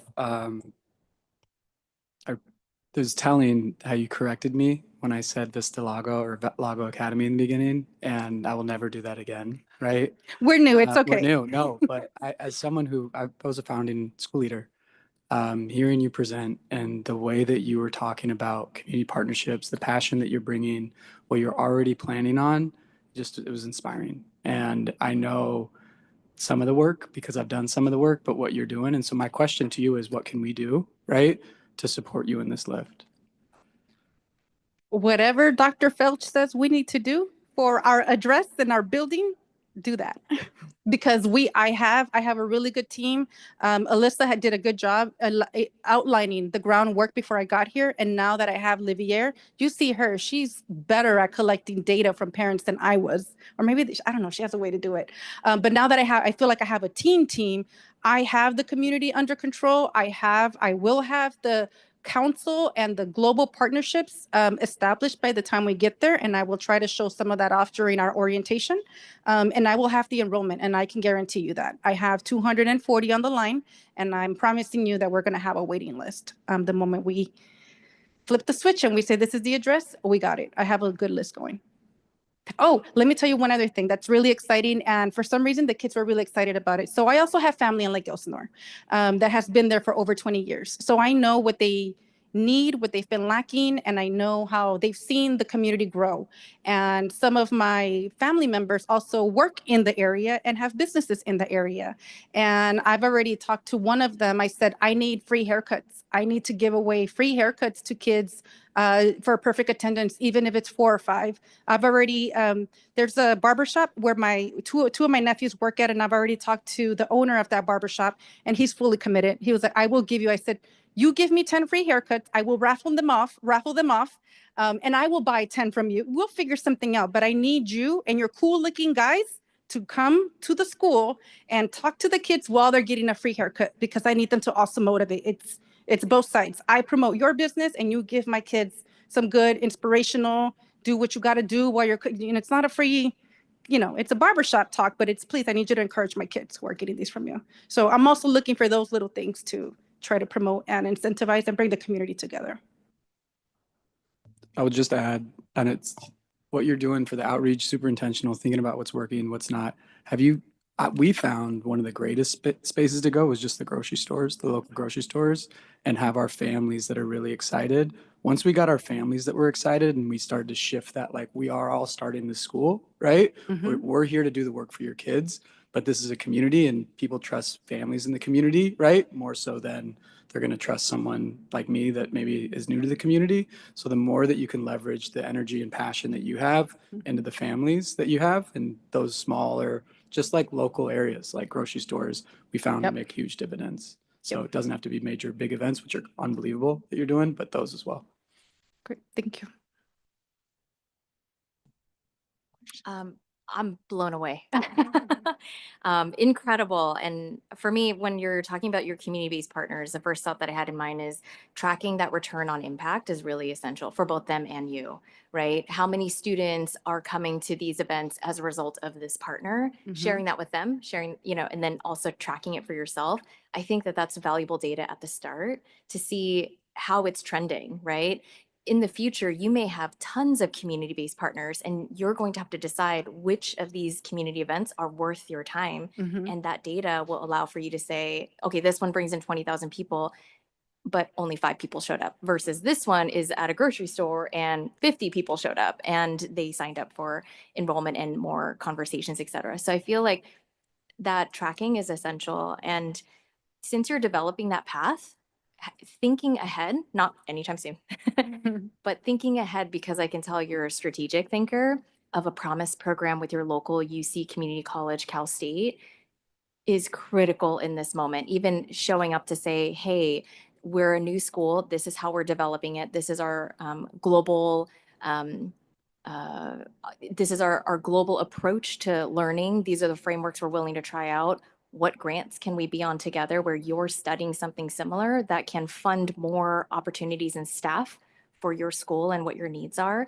But then that promise program of K to middle to high school, and if they make it through this system with certain conditions for specific degrees, that promises to cover their tuition, to cover their books.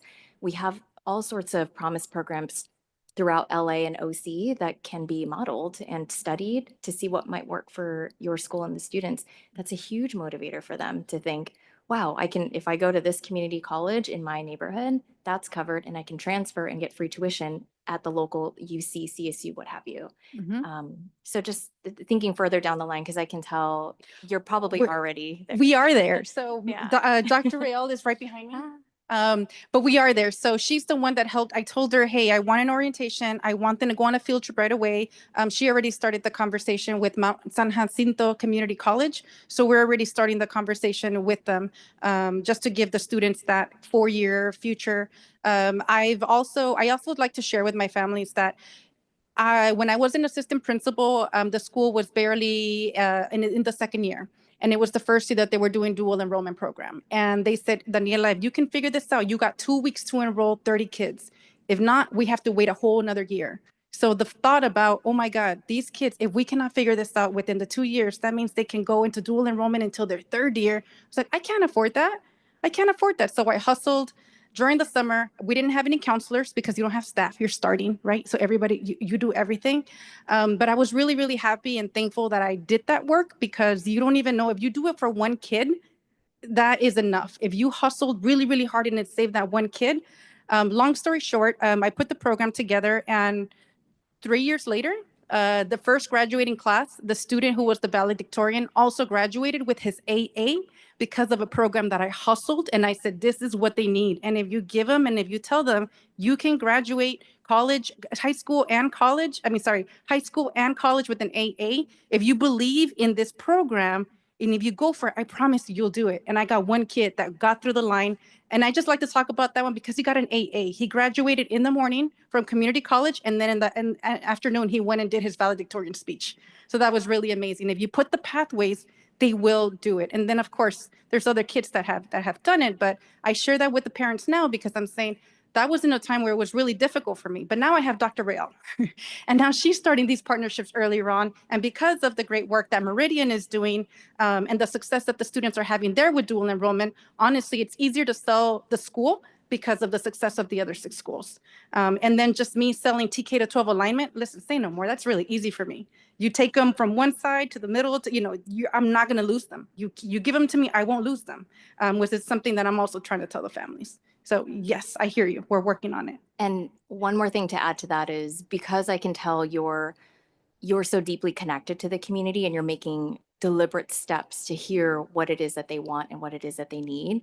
I think finding out for the regions that students are coming from, the communities that the students are coming from, what careers or what trades, et cetera, they're interested in would be really essential because I know with UCR in some other high level meetings that we were part of, UCR has acquired significant amounts of land that they are now going to partner with other entities in other countries to be one of the leading automobile for EVs moving into the future. But if we know that is coming down the line for students and communicating with them, hey, this might be of interest to you, you can have a high paying career in this, and then aligning with certain partners to make that happen through some sort of promise program. I think if you get ahead of it, you can really build it out to say, not just I'll keep them through K-12, but beyond K-12, we can ensure that they enter the workforce prepared, knowledgeable, and successful in the areas that they're most interested in. Yeah. Yes. Wonderful work. Thank you. Appreciate it. Other questions? Thank you very much. Until next time.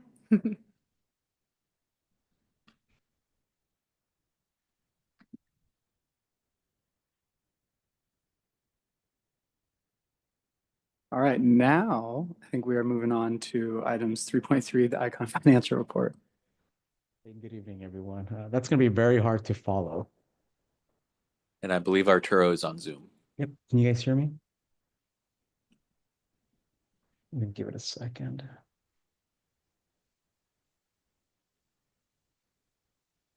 Can you hear me? Just want to make sure. Yep. Okay. Yeah, we can hear you. Awesome. Thanks. Good evening, everyone. So today we're going to cover the March 2025 financials for each of the schools.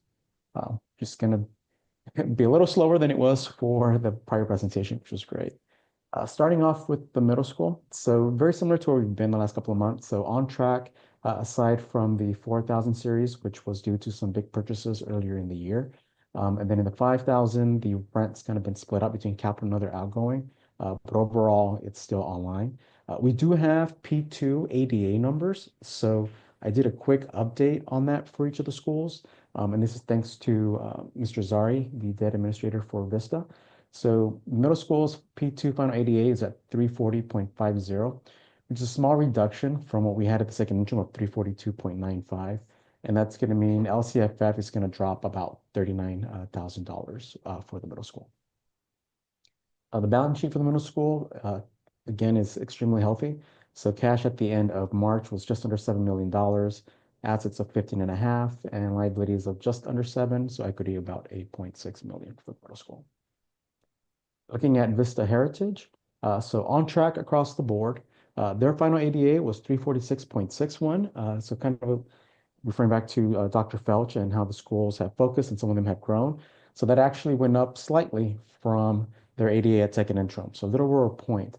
But the other positive side for the OC schools is that Santa Ana's unduplicated pupil percentage went up 3.7 percentage points this year versus last year, which is a big increase. And that provides your schools, the Vista schools, with additional concentration funding since they're capped at the authorizing or at the home district's unduplicated percentage. So the fact that they went up increased your funds. So although your ADA only went up about 1.5 points, increase in LCI funding is over $54,000 for Heritage. Its balance sheet, 2.2 million at the end of March, assets of just under 27. That includes this portion of that beautiful facility you guys are all at. But since there's still a bond, liabilities of just under 25 million, so equity of about 2 million. Looking at Condor, on track, aside from the 5,000 series and some additional capital outlays that kind of brought that up as well. Its P2 ADA also went up a little bit at 328.88. Its overall ADA percentage is a little lower, so it's about 91.83. But again, with that increase in the UPP percentage, they have a bigger increase of $104,000 in LCFF funding for this year. So that almost wipes out that net unrestricted income we were projecting at the second interim. So it's going to be very close at the end of the year to see whether we're able to switch that into the black for Condor. Its balance sheet is also pretty healthy. So cash at the end of March was just under $4 million. Assets of just over 24 million. Liabilities about 21, so equity about 3.1 mil. Vista Horizon on track. Its ADA dropped again, just under a point or just about a point to 142.7, which is a reduction of about $17,000 in LCFF funds for Horizon. Its balance sheet, so cash at the end of March was just 1.3 mil, assets of about 1.7, liabilities of only 271, and so equity of 1.5. Palm Lane, so its final ADA went up just slightly to 264.24, so about half a point. And then it did increase their LCFF about 14,638. For Anaheim and then for LAUSD, they also had small increases in their duplicated percentage, but they were about 0.2%, so it wasn't a big increase. Palm Lane's balance sheet is also one of the healthiest, so 5.2 million cash at the end of March, assets of just under 10 million, liabilities about 800,000, so equity about 8.8 million for Palm Lane. Vista Meridian. So this is the interesting one. So the final ADA did drop to about 229.62. And this was the tough one. So at P1, they were at 236 in terms of their ADA. So from January through April, they had about a 7.88 ADA drop, which is going to hurt. But the increase in the district's UPP percentage helped it out a lot, just because they have a higher ADA rate, and so the concentration funding is on top of that. So even though the ADA dropped from our second interim about 2 points, they actually increased their total LCF funding by $32,000.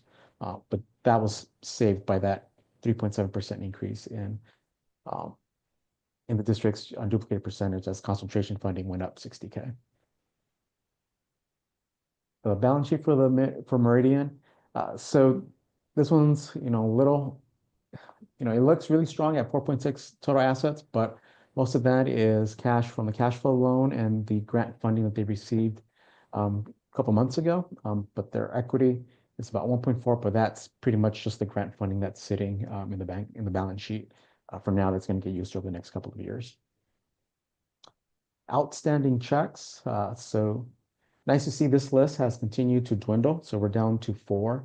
The longest one here, still trying to get a hold of that ex-employee to try to get that reissued. And then you have your check register. I do want to mention briefly, we are working on the 25-26 preliminary budgets. They're pretty rough right now, as some schools are still waiting on some facility updates, and we're fine-tuning the enrollment and the staffing. So we will have a draft for you at the next board meeting in about 2 weeks. There is a little bit of hope for the schools that don't have private facilities that are on Prop 39 in district, as the state through the federal government is issuing the facilities incentive grant again for the first time since 2019. So that's going to be an avenue for us to apply for Palm Lane and for Horizon to hopefully get some help for them for facilities, which they haven't had in the past. Any questions?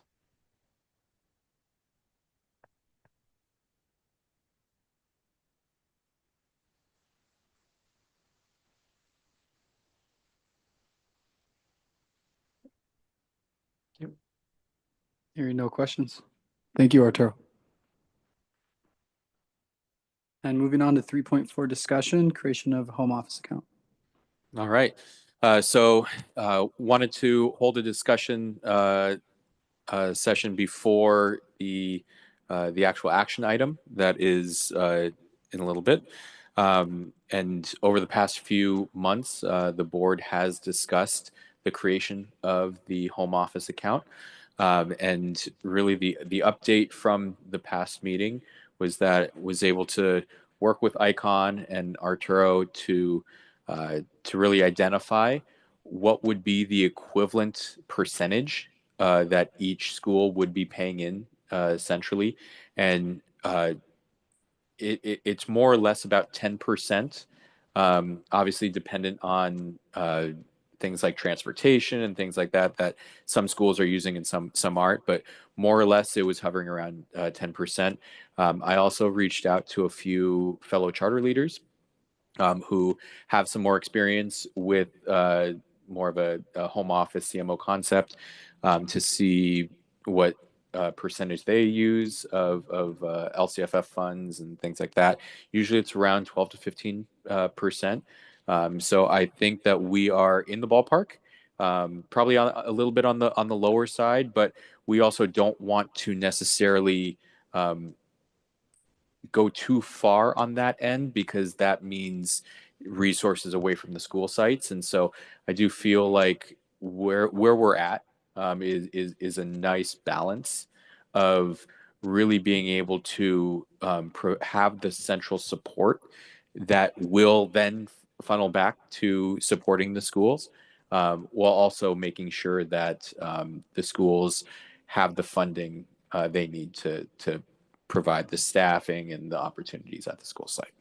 So that is really the update. And yeah, if there is any questions, happy to answer them. I just have a quick one. When will the percentage be revisited for potential changes into the future? Or is this standard and this is what you'll be asking for from now until? Each year, we would revisit that each year. Yeah. Thank you. How did you determine the allocation of the percentages? So Arturo and I went through each school's budget, and essentially if there was a home office account this year, how much would the school be paying into the home office account for central staffing, contracts, etc. And that's what we came with. It ranged anywhere from, I think, like 9 to 12% was kind of the range, but hovering around 10% less. We'll fine tune it as we kind of fine tune the rest of the school's budgets as well, because depending on that final enrollment number and the final kind of ADA percentage we're aiming for, that will adjust the percentage of their LCFF.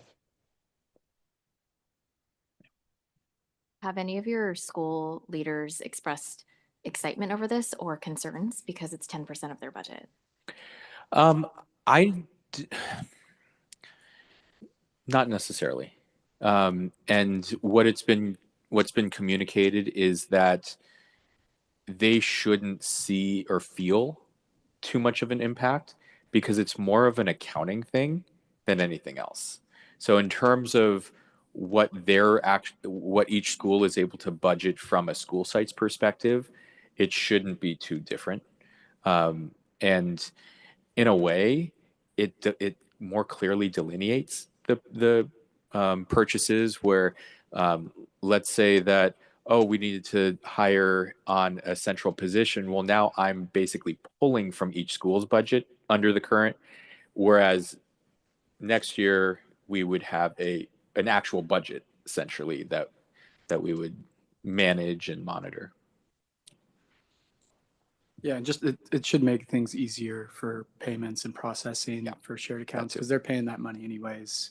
And so this just sets it up in a way that makes a little bit more sense. Question on the percentage when you are allocating, are you allocating for reserves at all in that process for the home office account as you think about expansion, or is that something that's not, we're just doing what currently we're Not at the moment, Yep, just really focusing on the current budget. Any other questions? right. Well, thank you. Getting my bearings here. I think we're going to move on now to action items, agenda item 4. And so we will start right with action item 4.1, the approval of the 25-26 VCPS personnel handbook. Can I get a motion? I motion that. A I second. All right. Open it up. Yeah, this was the tabled item from last month, and have been able to really work with legal as well as our team to make sure that it was up to date and ready to go, because we are attaching it to all of our contracts for next year. So, assuming it's approved, contracts will start going out tomorrow. I was going to ask her. Yep. It looked like it was coming out tomorrow. Yep. Any questions or clarifying? No huge changes. Yeah. Yeah, no major changes. Yeah, just was updating the legal Yeah, language, yeah. right, with the new. All right, so can I get a motion for approval? I motion that. Second. All right, it's a motion for a vote for approval. Sorry, I'm learning this. And now, all in favor? Aye. Aye. All opposed? Motion passes unanimously. Moving on to action item 4.2, approve the VCPS mobile communication devices policy. Colin? Yeah, I oh, will motion. I'm motion so that. sorry. I'm jumping ahead. I motion that. Motion for, thank you. Do you want to vote? Can I get a second? A second. All right. Okay. So all schools and LEAs by July 1st need to adopt a mobile communication devices policy or a cell phone policy. And so throughout this process, we have engaged stakeholders. We've engaged with parents. We've engaged with staff to get feedback on the policy. And we feel confident that this is a policy that is not only aligned legally, but also something that Vista really can own. Do we have any questions? Comments? All right, can I get a motion for approval? Or motion to vote? A motion. Second. All right, all in favor? Aye. All opposed? 4.2 passes unanimously. Moving on to 4.3, the approval of the resolution to create the VCPS home office account. Can I get a motion? Motion. Second. This is based on our discussion to move forward and start with the creation of the home office account to go into effect on July 1st. All right, any questions from the board? All right, can I get a motion to vote? I motion. All in favor? Aye. Aye. All opposed? 4.3 passes unanimously. Moving on to 4.4, the approval of Prop 39 final facilities use agreement for Vista Horizon. Get a motion? I motion that. Second. All right. Yeah, so this is something that, because May 1st was the deadline to submit our acceptance letter, so we already submitted it to Los Angeles Unified. However, we still need to go through the procedural process of the board approving the facilities use agreement for Vista Horizon. This is to continue to be at the same school site, shared school site for next year at Hobart Elementary. Clarifying questions? All right, take a vote. Can I get a motion? I motion that. A second. Second, and all in favor? Aye. All opposed? 4.4 passes unanimously. Moving on to 4.5, the ratification of the VCPS assessment for state seal of biliteracy. Can I get a motion for discussion? I motion that or second. We got a motion and a second. And now that we have 12th graders, we want to give them the opportunity to get the state seal of biliteracy. And this is a ratification. We thought the most appropriate course of action was to use a district approved assessment. And so Dr. Real, along with our Spanish teacher, did some research into what other districts and organizations use, and we modeled the assessment after that. And we're happy to share that. How many students off the top of it? We have a number of students who have 28 students, 28 12th graders are going to receive the state seal of biliteracy. That's incredible. Mhm. Any board comments or clarifying questions? If there are no board comments, may I get a motion for vote? for approval? Motion. Second. Thank you, Geronimo. Thank you, Kelly. All in favor? Aye. Opposed? 4.6 or 4.5 passes unanimously. Moving on to 4.6, the approval of the SWP grant sub-agreement with Rancho Santiago CCD. Can I get a motion for discussion? I motion that. Geronimo? Second. All right. And this is part of the K-12 SWP grant that we work with a local community college district as the fiscal agent. And so this is really making sure that we are able to and can use funds to build out our computer science and biomedical science pathways between Vista Heritage and Vista Meridian. All right. Thank you, Colin. Is there any questions? Comments? All right. If there are no question comments, we'll put it up for a vote. Can I get a motion? I Motion. Or Second. Second. Or Jinx. I'm going to have Kelly motion that one. Geronimo, second. Thank you so much. All in favor? Aye. Unopposed? All right. 4.6 passes unanimously. Moving on to 4.7, the approval of the service agreement with Los Angeles Academy of Arts and Enterprise. May I get a motion for action item? Motion. Thank you, Geronimo. Second. Thank you, Kelly. And this is a service agreement, so we would be helping provide special education, administrative support, support with back office services, support, instructional support. This contract would then bring in $200,000 in revenue that Vista could then put back in to not only support for the service agreement, but also support our own schools. So it would really bring in extra revenue to really pour back into our schools. And I actually do have a clarifying question on that. When I was reading the agreement, I appreciate you sending that out. The services that you're providing this year span from professional development. Is that correct? Yep. What are some of the other services that we're providing? Yeah, so a lot of it is some back office support. So there's like attendance reporting, CalPads, HR, that kind of stuff. But there's also instructional support, professional development. They really need a lot of help with special education support. And we really feel like we're in a place where we can also provide that support, but it's also a win-win because then we are then able to turn around and use the additional revenue to then provide other support that we might not be able to provide otherwise to our own schools. Thank you. Who's tracking this or actually putting this in writing? Because I think given that it's bringing in $200,000 and it's going to be wildly successful, being able to share the end result of that, I think can lend more partners to come knocking at the door to ask for similar services. So is there anybody who's drafting a case study or the experience from how the partnership began to where it's going to go? I think that's essential. That's a great idea. We haven't necessarily worked with any partners on a case study, but I think that's a great idea. And I could even see something like that being something that CCSA might be interested in looking into. So I love that. Yeah. Any further comments or questions? Hearing none, put it up for vote. May I hear a motion? Motion. Thank you. Second. Thank you, Tuan. Thank you, Geronimo.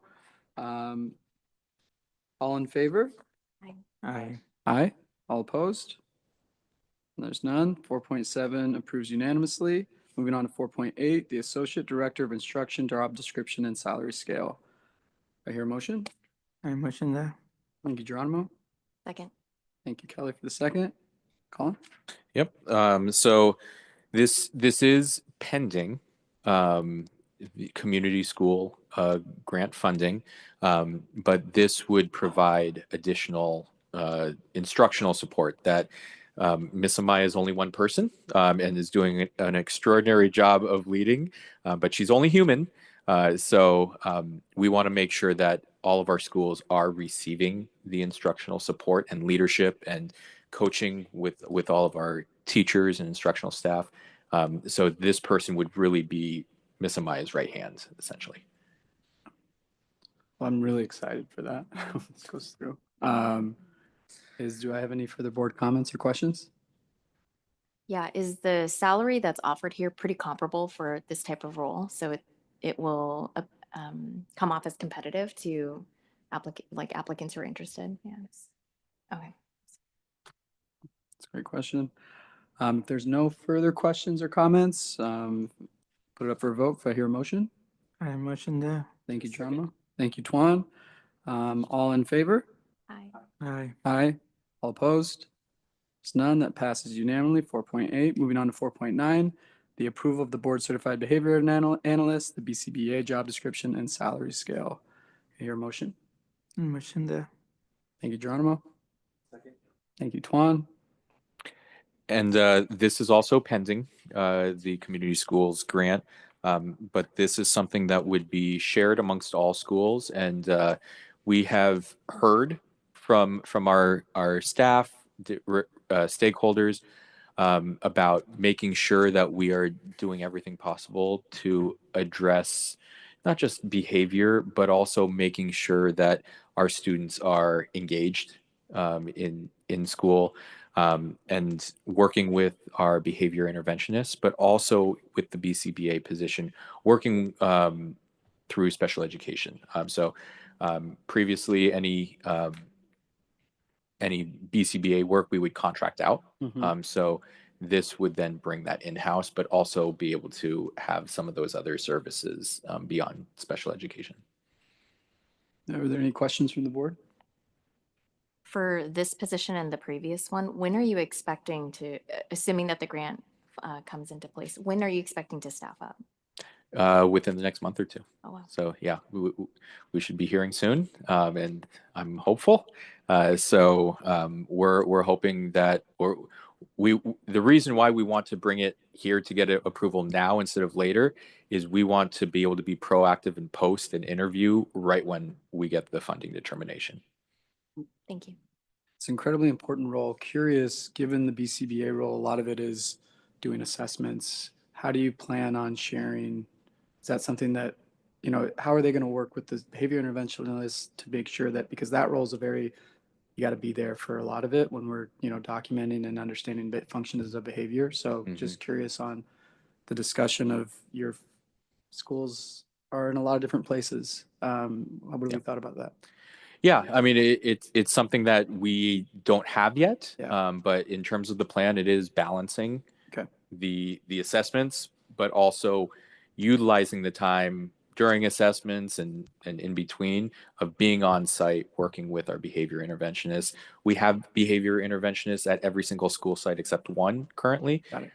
And right now, we've really been trying to align a lot of the work and a lot of the practices, and we feel like having this BCBA will also help that work.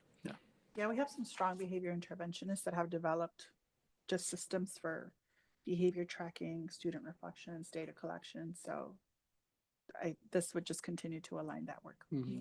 And something to consider, because I know that as this organization grows and you fill with great staff and you have leadership positions that open up, that can sometimes create vacancies, right, at your school sites. And so curious, is there a process for internal applicants before outside general public, or is that something that you've considered? Usually we'll ask them if there is an internal applicant to apply to the posting, and then we'll consider it from there. Great. Yeah. Thank you. Any further questions or comments? Is there a privacy policy associated with this position? In terms of the student data that they work with? Correct. Yeah, so there's the same that that all staff have. Yeah. All right, any further questions or comments? All right, if there's no more further questions, comments, put it up for a vote. If I can get a motion. I motion that. Second. Thanks, Geronimo. Seconded by Tuan. All in favor? Aye. All opposed? 4.9 passes unanimously. 4.10, approval of an English language development coordinator job description and salary scale. May I get a motion for action? Motion. Thank you, Kelly. Thank you, Tuan. This is needed.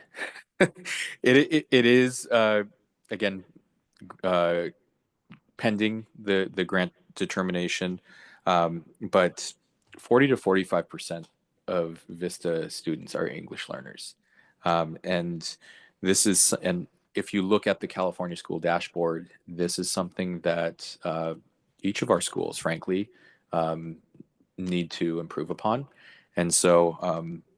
Having an ELD coordinator again working closely with Miss Amaya. Miss Amaya has been taking on the job of however many people, and so um, uh, this person would really work to develop and refine systems across every single one of our schools to make sure that we are serving our English learners the way that they deserve to be served.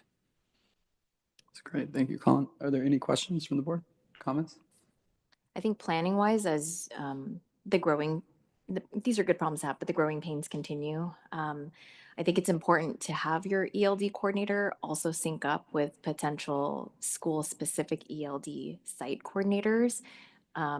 Given that this is such a huge area of need for you all, also having one person do this for all your school sites, and I'm sure a number of school sites that may or may not be coming, planning down the road for like a reserve for potentially, growing that part out is, I think it's important. Yeah. Great point. All right. If there's no more further comments or questions, we're going to get a motion to vote. Motion there. Thank you, Geronimo. Second? Nope. Thank you, thank you, Kelly. For the second, all in favor? Aye. Aye. Aye. All opposed? Hearing none. 4.10 passes unanimously. Sorry, there's a lot. I'm making sure I'm not jumping. Moving on to 4.11, approval of the Global Education Coordinator job description and salary scale. You get a motion for action? Motion there. Thank you, Geronimo. Thank you, Tuan, for the second. This is very mission centric. So all of our schools are global academies. And one of the things that I even wrote in my own dissertation was that we need to make sure that we have a champion. Because it's very easy for the mission or the sense of educating for global competence to look as an add-on, an extra thing. But this is really who we are as an organization. This is what sets us apart. And so this is why I am really advocating to have a global education coordinator centrally that can work with each of the schools, that can lead our global teacher leader network, can lead professional development, can coach and work with our principals. And so that's why when this isn't necessarily grant funded like some of the other positions that are coming up. But when looking at the budget and some of the things that we funded this year for a part of this year that will not be funded next year, opening up some of that money, I saw that this was, I think this is an important and necessary addition. And I think that this will keep us mission aligned. Are there any questions or comments? Look, I love this position, and I think it's mission aligned. It's specific to your organization. I will say, as I look at these approvals, though, and we talked about the green lighting framework, one of the things that got pushed was our focus on special education. You just shared that one of the things that we can provide this other outside organization is special education. I'm curious, though, where does that align? I'm glad you asked that. So didn't necessarily need to bring this to the board, but we are planning on using some of the revenue from that service agreement to bring on an additional special education coordinator. Okay. And so we already had that position board approved. So that's why we didn't necessarily bring it, but we are planning on adding that using some of the additional revenue. Yeah, and I don't want to take away, I love this Yeah. role, right? This is specific to your organization, part of your hallmark. Just I appreciate that context and making sure that our green lighting framework, we're allocating the resources to the things that we say matter. So For sure. thank you. Any other questions or comments? Are you planning on having cross-cultural connection opportunities for students of Vista with students? 100%. Okay, that's amazing. Love it. Yeah, and it's something that Even in this is building out partnerships, travel, coordinating travel. We started to build out sister school partnerships, and that kind of fizzled out. And so again, I think this kind of brings it back to the forefront. And then I remember you shared that previously. I would want to know what the learnings are of that previous partnership, like what went really well, but then what are some areas that could, be better so this new Mhm. hire can learn from that experience and build it out even better in the ways that students and families are saying they want. Yeah, for sure. Yeah, and look, I just want to make something clear. I'm really excited these resources for the growing organization necessary. You guys have something special as an organization within your culture, with the hard work, the ethic, the school leaders speak about it, you go on your campuses, hiring more people and bringing them on. I think it's really important that the onboarding, who you are, your identity, while also within these roles, yes, it's your first year, but how are we, what's the evaluation process look like so that you can continue to hold the high expectations and standards that you've all set for yourself and you don't lose that because that's, as people come on and we bring, hopefully all these are great hires, but you want to make sure that you're not hoping that you have the systems in place to make sure that you find the right people, keep the right people, and ensure that your organization is continuing to move forward the way it has. So, any other board comments or questions? All right, if hearing none, may I get a motion to vote on 411? Motion there. Thank you, John. And thank you, Tuan. All in favor? Aye. Opposed? Oh, I'm also aye. None opposed. That passes unanimously. 4.11, moving on to 4.12, the approval of the data system job description and salary scale. Can I hear a motion for approval? Aye, motion there. Second. Thank you. Motion by Geronimo, second by Tuan and Colin. Yeah, so this is another example of what our plans are to use the revenue from that service agreement to bring on an additional data assistant. We would be providing some of those services, but this also really helps with our own data internally. Compiling some of the data, for example, that we've been talking about today, but also really helping with things like data reporting, CalPads, scheduling, and so on. Yeah, I really like the long-term thought on Yes, this, right? exactly. In that Mhm. process. Any other board questions or comments? So this person just collecting data, or are they able to collect or build out metrics and KPIs? Yeah, so this person would be specifically working alongside our Zaria Jemian, our database administrator right now. And so this person would be doing a lot of the work supporting that role. Because again, we've grown to a point where that Zaria is one person. And so it's supporting a lot of the work. But yes, it can be all of that, all of the work that we've been discussing and really not just pulling data, but also analyzing and working with staff about what now. Yeah, I appreciate that you brought that up Mhm. in terms of data coordinators that can collect the data, but how do we take action, right? How do we make sense of that data? So I appreciate you bringing that up. Any other questions? How many data assistants are you planning on hiring? One, at least for now. And if this is a long-term plan, I'm curious to know why they're hourly and not salary. We were looking at the comps, and in terms of kind of the assistant range, it was kind of similar to what we've paid other similar positions in our organization. And it is in more of a supportive role. So it's not necessarily someone who'd be leading the charge, but it'd be supporting our database administrator. Thank you. Any other questions, comments? Hearing none, motion to vote. Motion. Thank you. Second. Thank you, Tuan. Thank you, Geronimo. All in favor? Aye. Aye. All opposed? Hearing none, 4.12 passes unanimously. Moving on to 4.13, the approval of human resources assistant job description and salary scale. Hear a motion for discussion? Motion there. Second. Thank you. And so again, planning to use the revenue from the service agreement to bring this on, and this is again something else that's needed, especially on the HR lens. Now we have almost 300 employees, and you can imagine all the onboarding, offboarding, retirement reporting, et cetera, that there is. And this is in a supportive role to our business and HR manager, Miss Medina. And so this person would really be doing a lot of that supportive work. So that way Miss Medina can really focus on some of the high level items. Thank you, Colin. Any questions, comments from the board?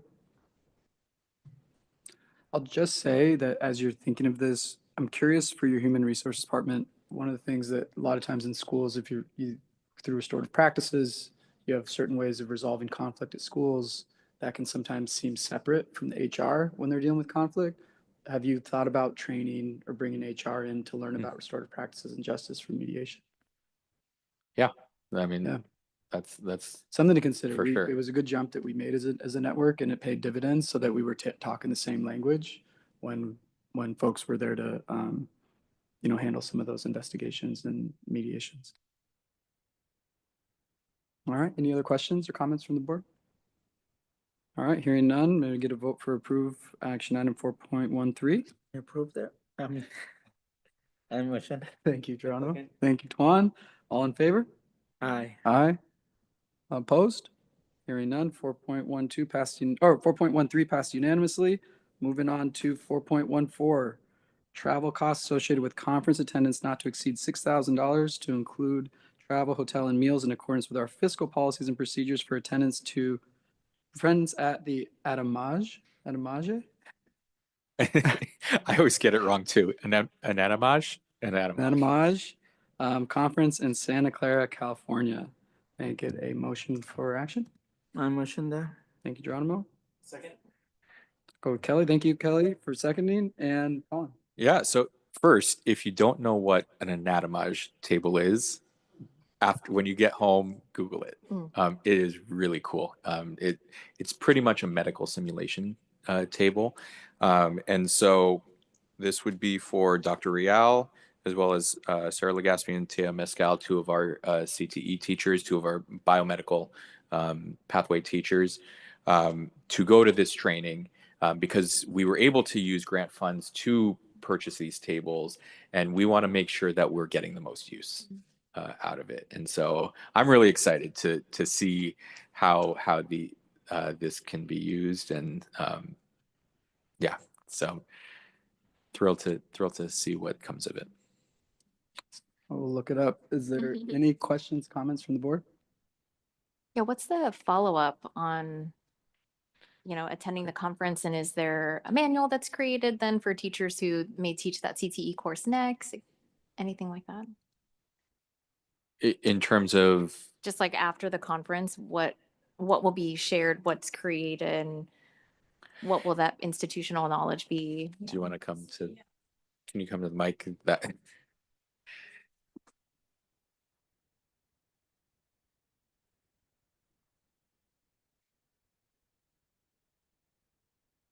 Yeah, so we would definitely have an after action review after attending.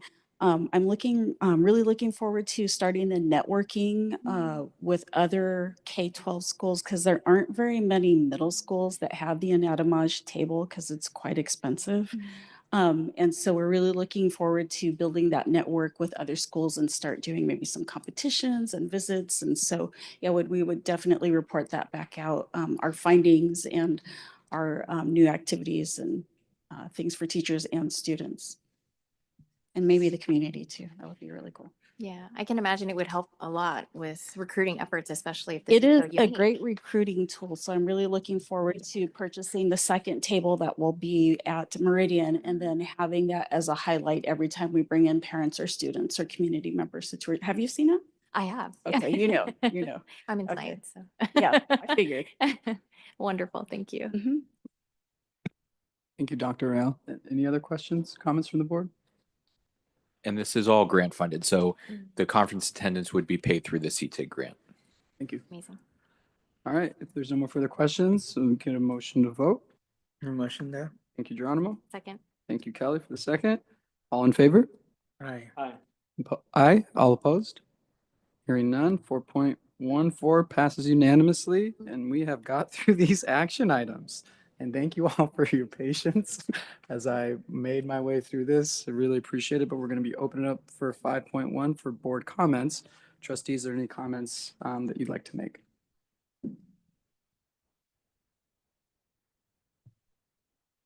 I'm going to say I really appreciate, right? Miles wasn't here today. Thank you all, right, again, for supporting in this process. It's fumbling with the mic. Uh, but more importantly, I just like the presentations we had today. And Dr. Rial, I just would like to give you a little bit of a special shout out. I'm just getting to know you personally, like hearing your name all the time and what our schools are doing. And I think one thing you said earlier was like, I have the best job in the world, and it shows. And it sounds like it's just what you're doing, right? Really, really value that. Just from this perspective. So thank you. Any other comments? Yeah, I got a question regarding data insight, right? Who do we have who's helping us put like the KPIs and the metrics and the dashboard together? Who's doing that? So depending on the data, it's either us or Mr. Zizaria Jemian, our data administrator, who typically pulls reports and data and stuff like that. Okay. And then with regards also to the strategic plan, we have a software where any survey data that we gather or any metrics, we either we'll input it so it tracks our progress toward our goals and our measures that we've indicated. That's strategic plan specific. Yeah, so I think it's really great that we're starting to put that together, and you can see it forming, right? But putting dashboards and KPIs together takes a lot of work, right? And it's an art form, and it's trial and error. So what I say is like we can try to do it, but it might be best to get a consultant to come in and put the data together, because there's an art form to it, right? Like if you don't tell the story correctly, then it becomes very subjective, right? And if you're able to put the metrics, the KPI, the dashboard together, it's going to help you make decisions a lot faster, right? And especially if it's objective. So people can't really challenge the decision. So what I'd really love to see over the long run is if we can either get a specialist or get a consulting company to come in, help us build out these dashboards, continually evolve it. And then month to month, when we go to these meetings, we can see what progress we're making and we can address it. And then specifically, like are the kids, how they're doing, how the students doing, are they improving, right? That's what I really want to see, personally. So you're looking for month to month academic achievement data? Just overall metrics, but you can break it down to monthly, quarterly, yearly, right? But if you look at the data, the more fine the detail, the better the decision you can make, and the quicker the decision you can make too, right? And I think the point I want to make here, it is an art form. And so a lot of companies, they hire a specialist just to do this, right? Either they have it in-house or they consult with a third party to do it. I'm sure your DBA can do it, your data assistant, but that's just going to take longer. It's a longer journey. That makes sense to get there.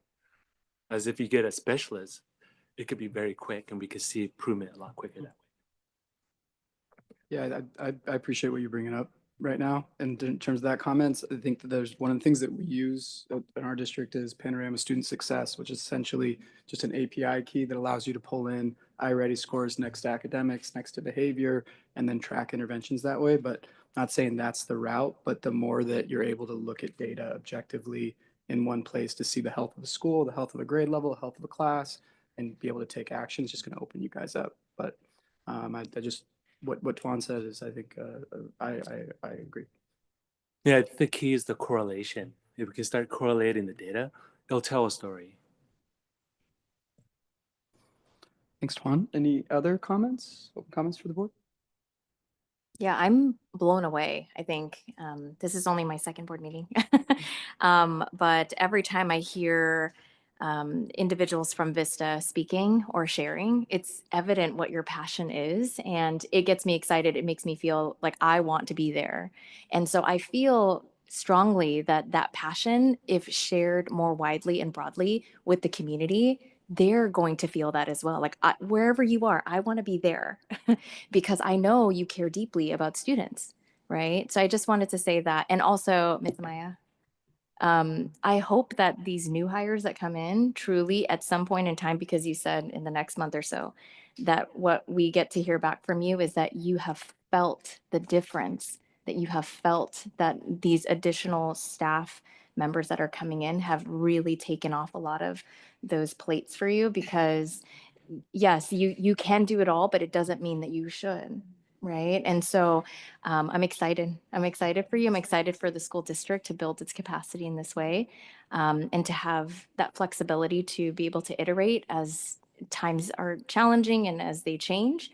And so, yes, I thank you all so much for your time today and for sharing and for keeping that energy up when, it's super late at night and you're back at schools tomorrow. Cool. Awesome. All right. If there's no more board comments, we are going to adjourn to closed session. So the board discusses items under the Brown Act, and so to list off the items, we're going to be talking about 6.13 real property negotiations, right, with Vista Lago, 6.2 real property negotiations with Vista Charter, and then 6.3 the public employee evaluation of the superintendent. So only authorized individuals may remain during closed session. We will report out any action taken when we convene for open session. So thank you all.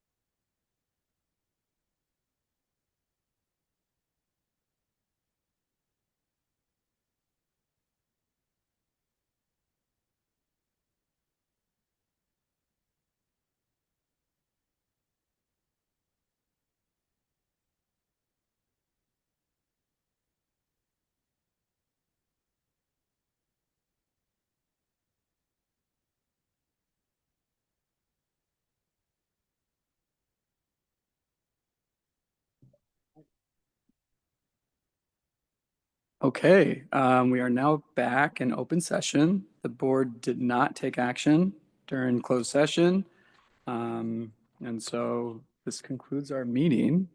Oh, wait, yeah, we may have a motion to adjourn. I motion that. Second. All right, all in favor? Aye. Aye. All opposed? None. This meeting is adjourned. Vista Charter Public Schools Board meeting on May 5th at 8:44 p.m. Thank you. Thank you. I miss Miles. That was great. Do that.